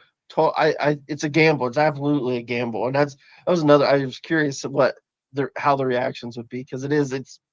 I mean, obviously, he's got knee issues. You can't trust that he's going to stay healthy for a full season. But yeah, it's interesting, super interesting. I think if you guys hadn't had the injury problems you had last season, it's the sort of gamble I could see you taking. Mm-hmm. I just think with the injury problems, I know there were different areas of the field, but with the injury problems you had to players last season, I think the last thing that they would probably want to do is gamble on not an unfit, but a player which has question marks on, because it just sets a narrative, doesn't it? More than anything, it's like we struggle with Sheaf's injury, blah blah blah. Now you go and get it's risk and reward, as you say. I mean, the perfect thing is a loan, isn't it? That's the thing, because you can see they would probably want to loan him out because they want to prove his fitness. You'll quite happily take the loan because no one you're not taking any sort of long-term sort of liability. You're just you might have to pay a shit ton in wages to begin with, but hey, if he bangs in loads of goals and gets fit, who cares? Yep. That's partially the same reason with 3 goalies, and there was talk. Well, why don't we just go with 2? Why don't we just register 2? And if we have issues, then we worry about our emergency keepers or getting a swap into the system and whatever. We are so gun shy about these injuries, So yeah, I preferably would say we need to start staying away from players that have some injuries in the history. We've been willing to do it because they're good players and we've needed people. But this should be the first season where we don't need quantity. We need pure quality. We're not going for 12 players this season. We're probably going for 6, but we're likely to spend the same money. So we need to be looking at, proven in every area. And it's one of the reasons I kind of would like us to stop looking at League One as well. Is we have the money. We need to go younger, but we need to go better. And this is something else that potentially worries me, or just slightly in the background. It's been discussed before. There has been talk that certain players wouldn't come to us, facilities, small club, etc., etc. This summer we're proven. Last summer you could say, okay, new to the championship, last thing you want to do is end up on a struggling relegation championship side, when they get it wrong with multiple players coming in or whatever. That's all gone. We were just on the cusp of the playoffs. We had a fantastic season. We know we have a base level of players that we need. So the idea that this summer we can't convince our first choices to come to us, that would be a problem. That would be a problem. If we seem to have missed out on our first choices on the majority of the signing positions we want, that would be a bad sign. So it'll be interesting to see what we end up with this summer. Yep. Oh, shoot. It's interesting. People seem to like Talaj. I like Talaj too. I like Sims though. I do like Sims. I think they've all got their own. They've all got different things. Yeah, on the balance of things, I like Sims too, but I do think he's the one with the biggest kind of bit expensive, not a amazing deal potentially if you want to look at the entire thing. Yeah, compared to some others, I can Hey, understand that. guess what? I've got Mhm. more. We've got more. Ah, We've got more people. we got a few extras. Oh, I've got a handful. I've got a bunch extras. Okay. We'll start running through these a little quicker though. Now I'm gonna start getting into names that you're not gonna know. They're more European, or all these guys are from European teams. So first one is this one. Oh wait, no, we're not there yet. There's no. Oh wait, yeah, okay, sorry, not yet. If this I'm not if there this yet. guy's not called Dave, I'm going to be very upset. I've got one with the coolest name ever. And he's not this next one, but the following. Okay. Sinayoko Oh yeah, Auxerre. He plays at Auxerre. Is that how you say it? I don't know if that's how you say it or not. Auxerre. Auxerre. Okay, whatever. It's French. Freaky deaky French. Um, he's a really good player. He scored 12 goals for him, 4 assists. He's got really good pace. He's not like a super burner. He's not like, oh my gosh, that's the fastest player I've ever seen, but he's really good pace. He's playing in the top league in France, scoring goals, getting assists. They love him there. Yeah, I think he's a fantastic player. Good hold up player. He's really good on the counter. They play a lot of counter attacking stuff. He's really good on the counter. Really good at hold up play. Pretty good header of the ball. He's 6'2", so he's got decent size. He's not a giant, but he's good size. Physically, he's pretty good. I like him. I like him a lot. Real quick, what do you guys think? Yeah, don't know much about him.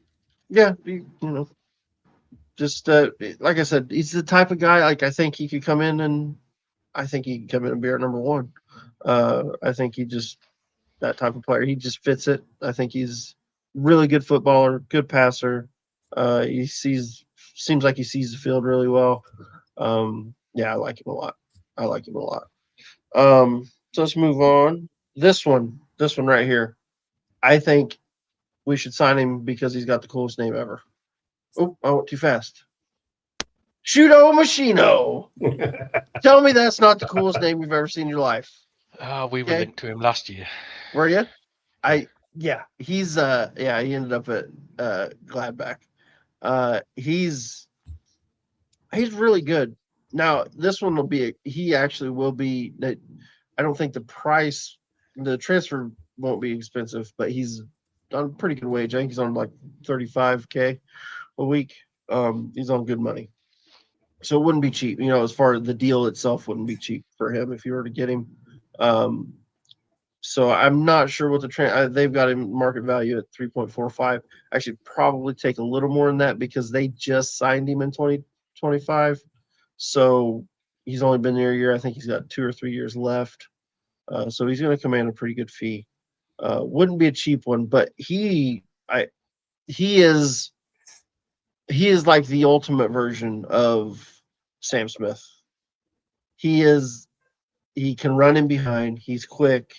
He can hold up the ball, but also he's a very good passer. He can score from anywhere. He, both footed. He can do it. He can do it with both feet. Good header of the ball. He's what we all wish Sam Smith could be. Like, you know what I mean? He's the perfect version of that type of striker. Just kind of well-rounded, good number 9. Presses like crazy. Just runs all over the place. Really fun guy to watch. He's 26, so he's kind of in that prime age.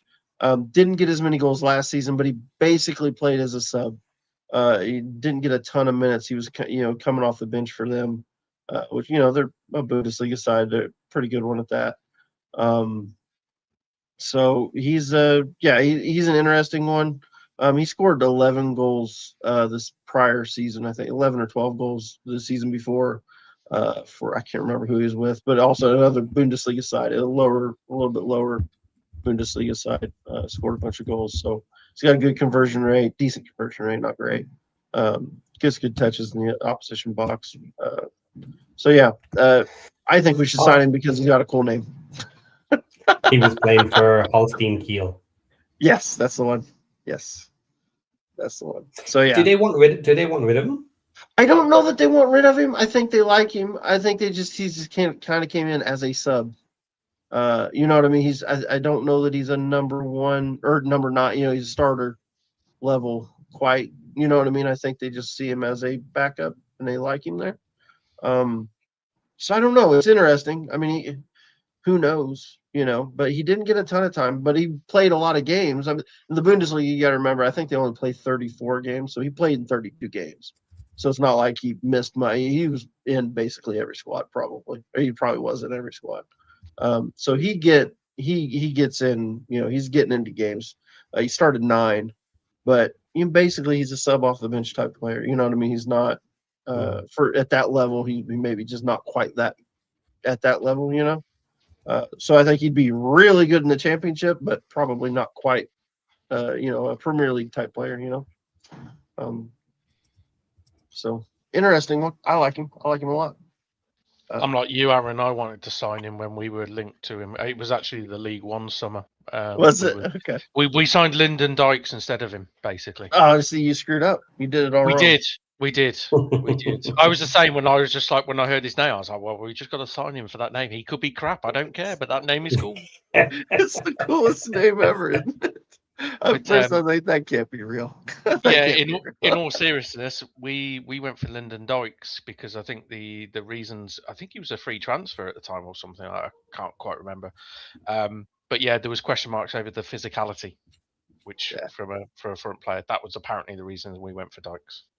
So that's interesting. The stuff I was seeing, and maybe it would have been that season.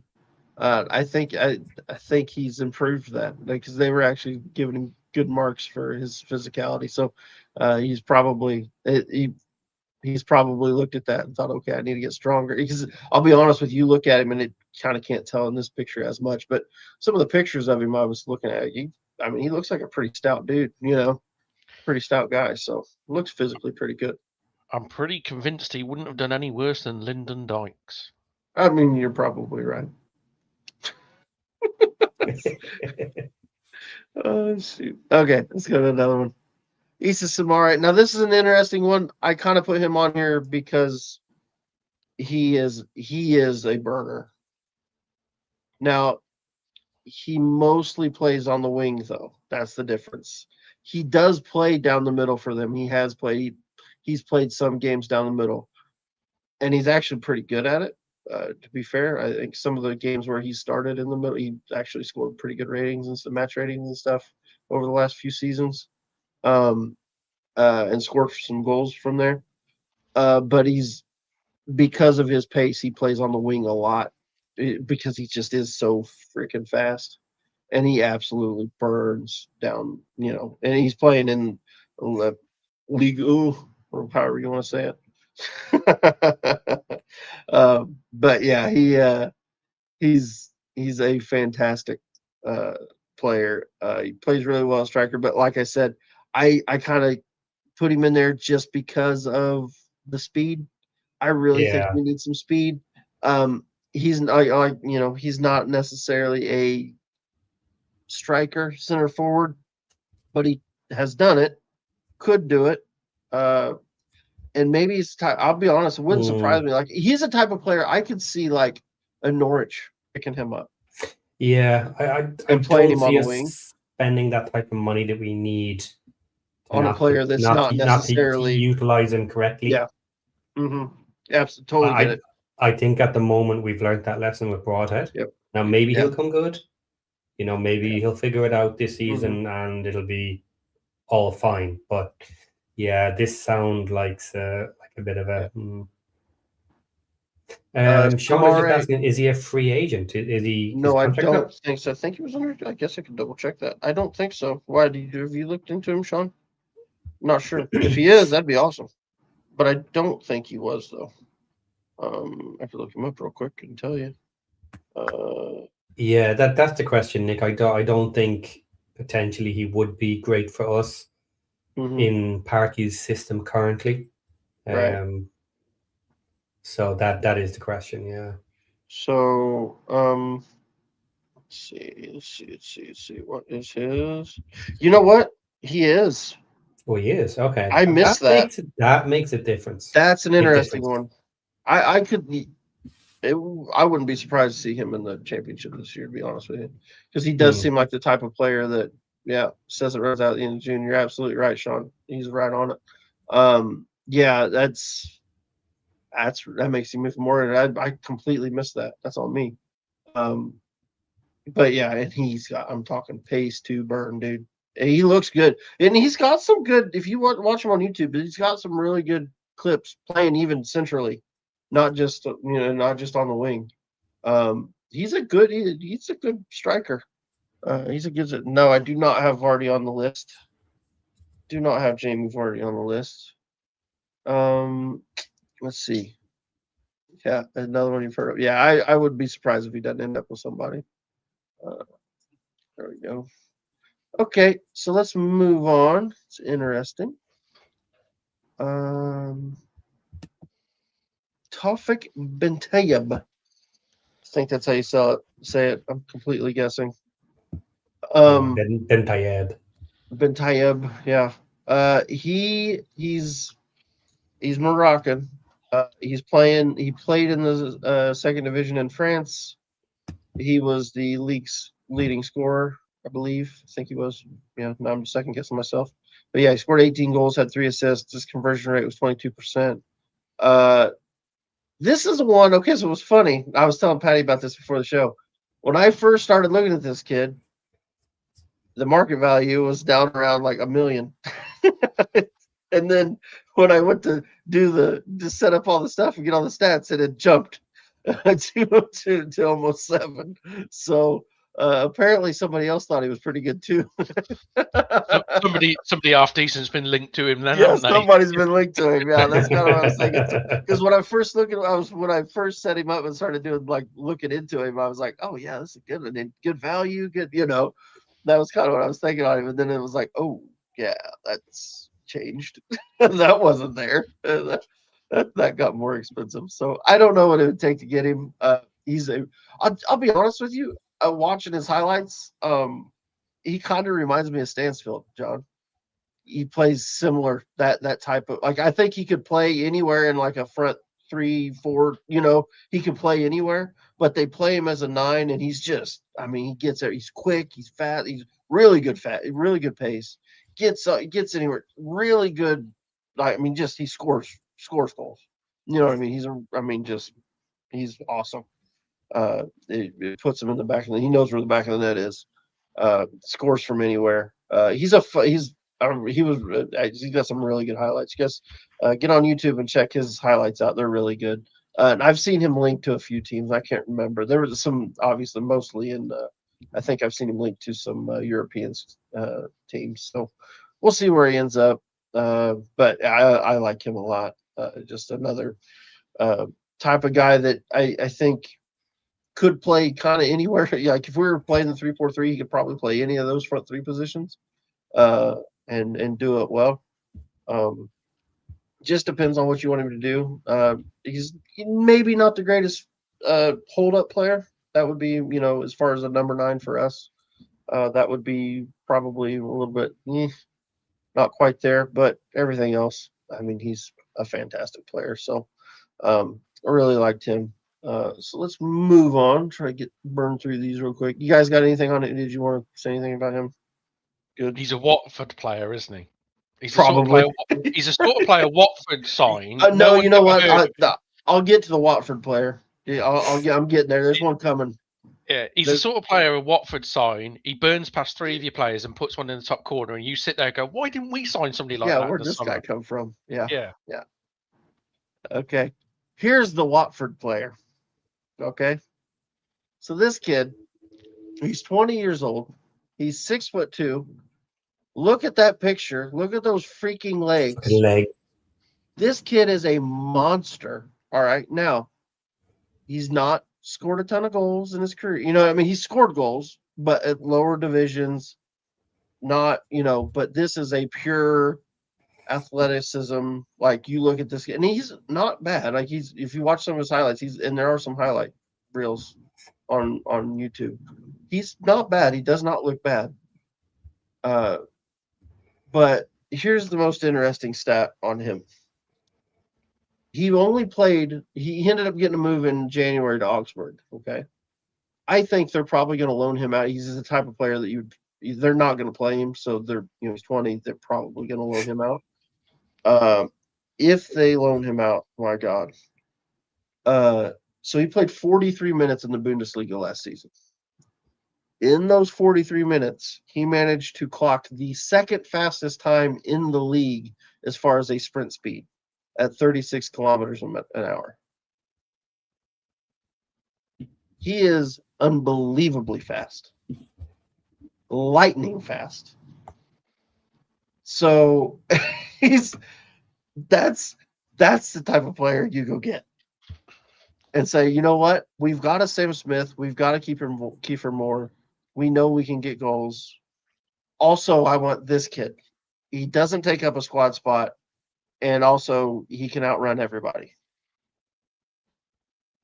His commitment to leg day is impressive. This is the kid. This is the kid that Watford signed and does run past your whole team and scores a goal, and you're like, where the hell did he come from? Do you want to hear something? There's a Blues link here. Okay. Augsburg is apparently where we're selling Marvin Dutch. Really? Yes. Interesting. Well, good. So he might become available because we're selling Dutch. Yeah, like I said, like he's the type of player. Like he's like right now. I think he's their third choice, and like I said, he got 43 minutes in the second half of the season. I'm almost positive they're going to sit him out on a loan. They're not going to want him sitting there not playing. But lightning fast. So yeah, I love this. That he might be my favorite of all of them, just for the potential, and just because he's so fast. And then I've got one more. This is an interesting one. Another kid that he's young. He's 20 years old, 6'1". He's got good power, really good pace. Only scored 5 goals, but he's at NAC Breda now. So in the Eredivisie, he's gonna be their starter next season if they don't move him on.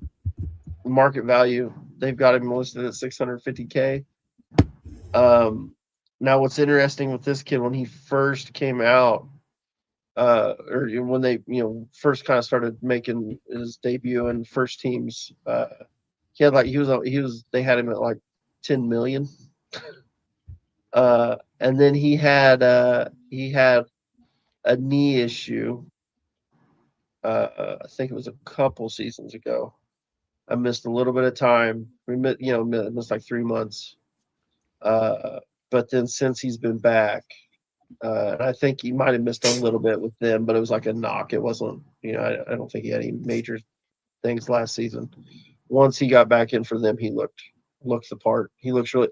This is the kind of kid that I think is going to end up scoring 18 goals next season in the Eredivisie, and then they're going to sell him for 12 million. It's going to be one of those.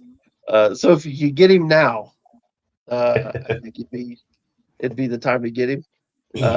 He's unbelievable. He's a really good player, really fast. He scores some bangers. In the I think he scored. Did he score? I think he scored a brace or a couple. I think it was the last game of the season. He scored a brace. I need to double check that. I think that was him. I've been looking. Sorry, guys. I've been looking at so many strikers. It's all kind of it's starting to mix all together. And but yeah. Let's see, Musa. I got him up here somewhere. Okay, here's something I checked just right at the very end with the last guy. Mm-hmm. So this guy, Musa Sumano, if you were to buy him, he is free for 1 season. Yeah. But Mr. Leg Day is actually free for 2 seasons. Yeah. Which is interesting. Yeah. He's good. Here we go. We go matches. No, Yeah, I'm it was. completely So unfazed he's with those picks. yeah. So Simano scored a brace in the last against AZ Alkmaar in the last game of the season. He also scored a brace against NEC Nijmegen, something like that, and then Right. scored a goal against FC 22. So he's yeah, I think he's set to blow up next year. I think he's going to be a big one for them. So if you could get him now, and I think he could be one that really turns into something. Providing he stays fit. He did have the leg issue at one point, so but he's younger. You know what I mean? It's not like he's a 28-year-old with knee issues. He's 20, so I think he's probably more likely to not have a recurring issue. But yeah, and plus for the price, if you could actually get him that cheap, I think they paid 450 for him, so they're probably going a little more than 650. But but if you get him for million and a half, I mean, I think you've done well. So yeah, and that's the last striker I have, and we're at 2 hours. We didn't do too bad. Yep. So there we go. Thoughts? What do you think? All interesting for the more long term. Certainly, I Mhm. would take chances on some of these guys. Mm-hmm. But it looks like the club is pushing for soon as. So yeah, maybe not the ready made we would want. I would like to try some of these. Have a few of them around the squad. You know what gives me a Um, little hope though? The fact that we were linked with that kid in January, the young kid that mm, what was he, 19? I can't remember his name off yeah, the top of my head now. That we're supposedly going to spend a shitload of money on. Being Sharif. linked to players like that, yeah, Sharif, Sharif, yeah, that's the one. Being linked to players like that makes me think that there's a chance that we could take a shot on on some of these guys that are, like that Ogundu that was, I mean, just ridiculous pace. Uh, but yeah, that's I don't know. We'll see. We'll see what we do. Um, Do you think yeah, you'll spend money on a striker? I think I'd go back to what Paddy was sort of touched on earlier. The stats would show that you guys overperformed up front in the up matter of front, speaking. yeah, So I think the issue may not be forwards; it may be behind the forwards more. for sure. Yeah, yeah, totally. I totally agree. I do think we'll bring one in. I think the fact that he was looking in January hmm makes me think he wants to bring one in. That you know what I mean. It just kind of feels like that's where Parky's at. I think he wants one. I think he wants a guy. I don't think he necessarily wants like what he's got now, where he's got a couple. yeah. Um, Well, but J Rod is done now right, this summer. We have a yeah, spot, yeah, so it makes sense. But from what you say, yeah, I agree, and I've kind of said it. I don't think we necessarily are crying out for an expensive talisman striker or whatever. mm-mm. So trying one of these guys or bringing someone in, One I of the think young we can guys. I afford think, yeah, one of the younger guys. I think we can afford to risk that I think and so see too. how they work Yep, in with the team. Yeah, yep, Comes down to absolutely. budget, isn't it? I mean, it's if you're talking like you want 6 players, you're not going to spend 10 million quid on each player, are you? So yeah, No, no, somewhere out of that is you've got to take a calculated, cheaper gamble, shall we yeah. say? yes, And maybe the front line is the better way to do it. yep, yep, yep, for sure. Okay, so I think that's good for today. I did Uh, want to say I do have obviously we only did keepers and strikers today. I think Friday. I was thinking do another one next Friday, and then maybe do one Sunday because Monday is the opening of. opening day. Yeah, So that gives us two next weekend, basically 2 shows next weekend where we can go. I'll do yes, we're gonna do wing backs. And I've got a shitload both sides. I got a bunch of wing backs. Got a bunch of handful of midfielders, few defenders. I don't think we'll do much in the defense, but I'm trying to spread it out to where because I felt pretty confident we were going to go for a striker, so got a bunch of strikers. I didn't think we were going to go for a goalkeeper, so that's why I only had 4 of those. But I think between the wing backs, and in the defenders we could probably make a show, and then it's the attacking mids and the midfielders we could probably make a show, something like that. So yeah. So yeah, we'll see which ones we do on Friday. I'm not sure which one we'll do on Friday, but we'll get a show up. Definitely do one for that next Friday, and then probably the Sunday right after that. Knock a couple shows out and have some fun. Yeah. But just to finish off there on the last comment about not necessarily needing a striker, wouldn't it potentially be interesting to bring in one of these young, quick kids and say, right, guys, we've got different levels here at different things, just to push them, getting a little bit comfortable, being the experienced head up front. Well, this is what it looks like when you got the young guy breathing down your neck. Yeah, for sure. I'd love that. Absolutely would love that. It'll be interesting to see what we do. But yeah, I don't know. We'll see how it goes. This summer's gonna be so fun. I don't know what we're gonna do. I felt more confident going into last summer, because I felt more confident what we were gonna do. This summer I'm not so sure. I mean, I know we need wing backs, but other than that, like, I don't know that there's arguments to be made that you could stick with what you got in most other places, really. You know what I mean? But he's going to make changes, so I'll be curious to see what he does. Yeah, the most obvious contenders obviously are both wing backs, and then the defensive mid, because we ended up with injury issues there. And even with that, I think you only need one. I think you need one. Yes, yeah. You bring in one, So but he's a starter. You're going to bring in a starter, or you would think. But yeah, it's. But you talking about 10 million a player, you drop in 10 million to each of the wings and a defensive mid, and 3 players, then you see what else you can get in the other spots that might be worth bringing in, And it'll be interesting to see what the new rules, if that affects our spending and how it affects it. It'll be interesting. Yeah. I don't think it will. Yeah. I think it could. I think it could. I think it's going to bring. I think potentially. I think it could slow everybody. It could cut back a little bit on everybody.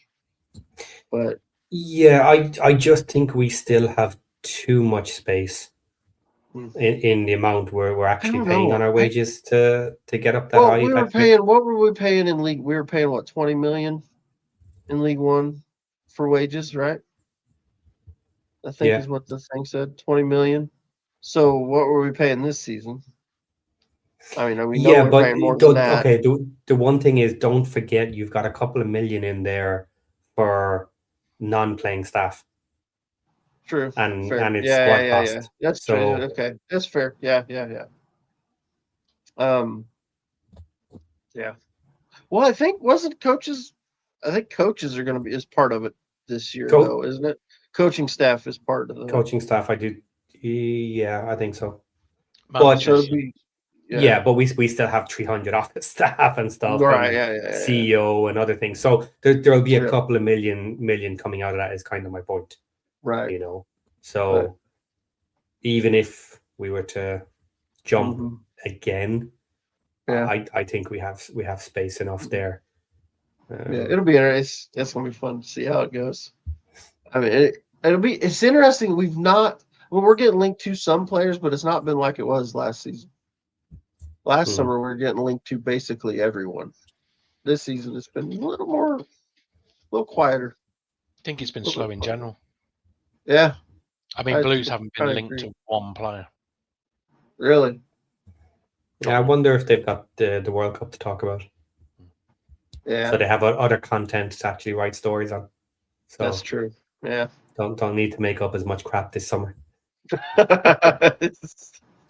It is 90% of it's crap. It's just garbage.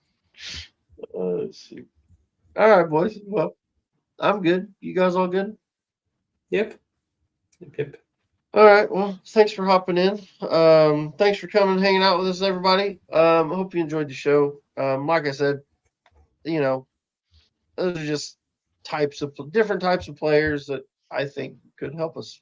And of course, my opinion. If my opinion shit, tell me about it. Get in the comments. Tell me how shit I am. Or if you think I'm a genius, get in there and tell me how great I am. I love that. That's much much more fun. Millwall think you're a genius. Yeah, right. Absolutely. Who was the first one? It was who was the team that Kid always gave me hell about? It was oh shit. Derby. They got relegated. It was they got relegated this past season. Shoot, I'm blanking. I'm drawing I can't think of it. Anyway, one of the teams in League One. They got relegated this season. Yeah, they stole all the players I was trying to link us with, and then they got relegated. So maybe I don't know what I'm talking about. But, all right, guys, let's get out of here. Thanks everybody for coming in. Lots of fun. And on that bombshell, we will see you next time. Take care, everyone. Bye.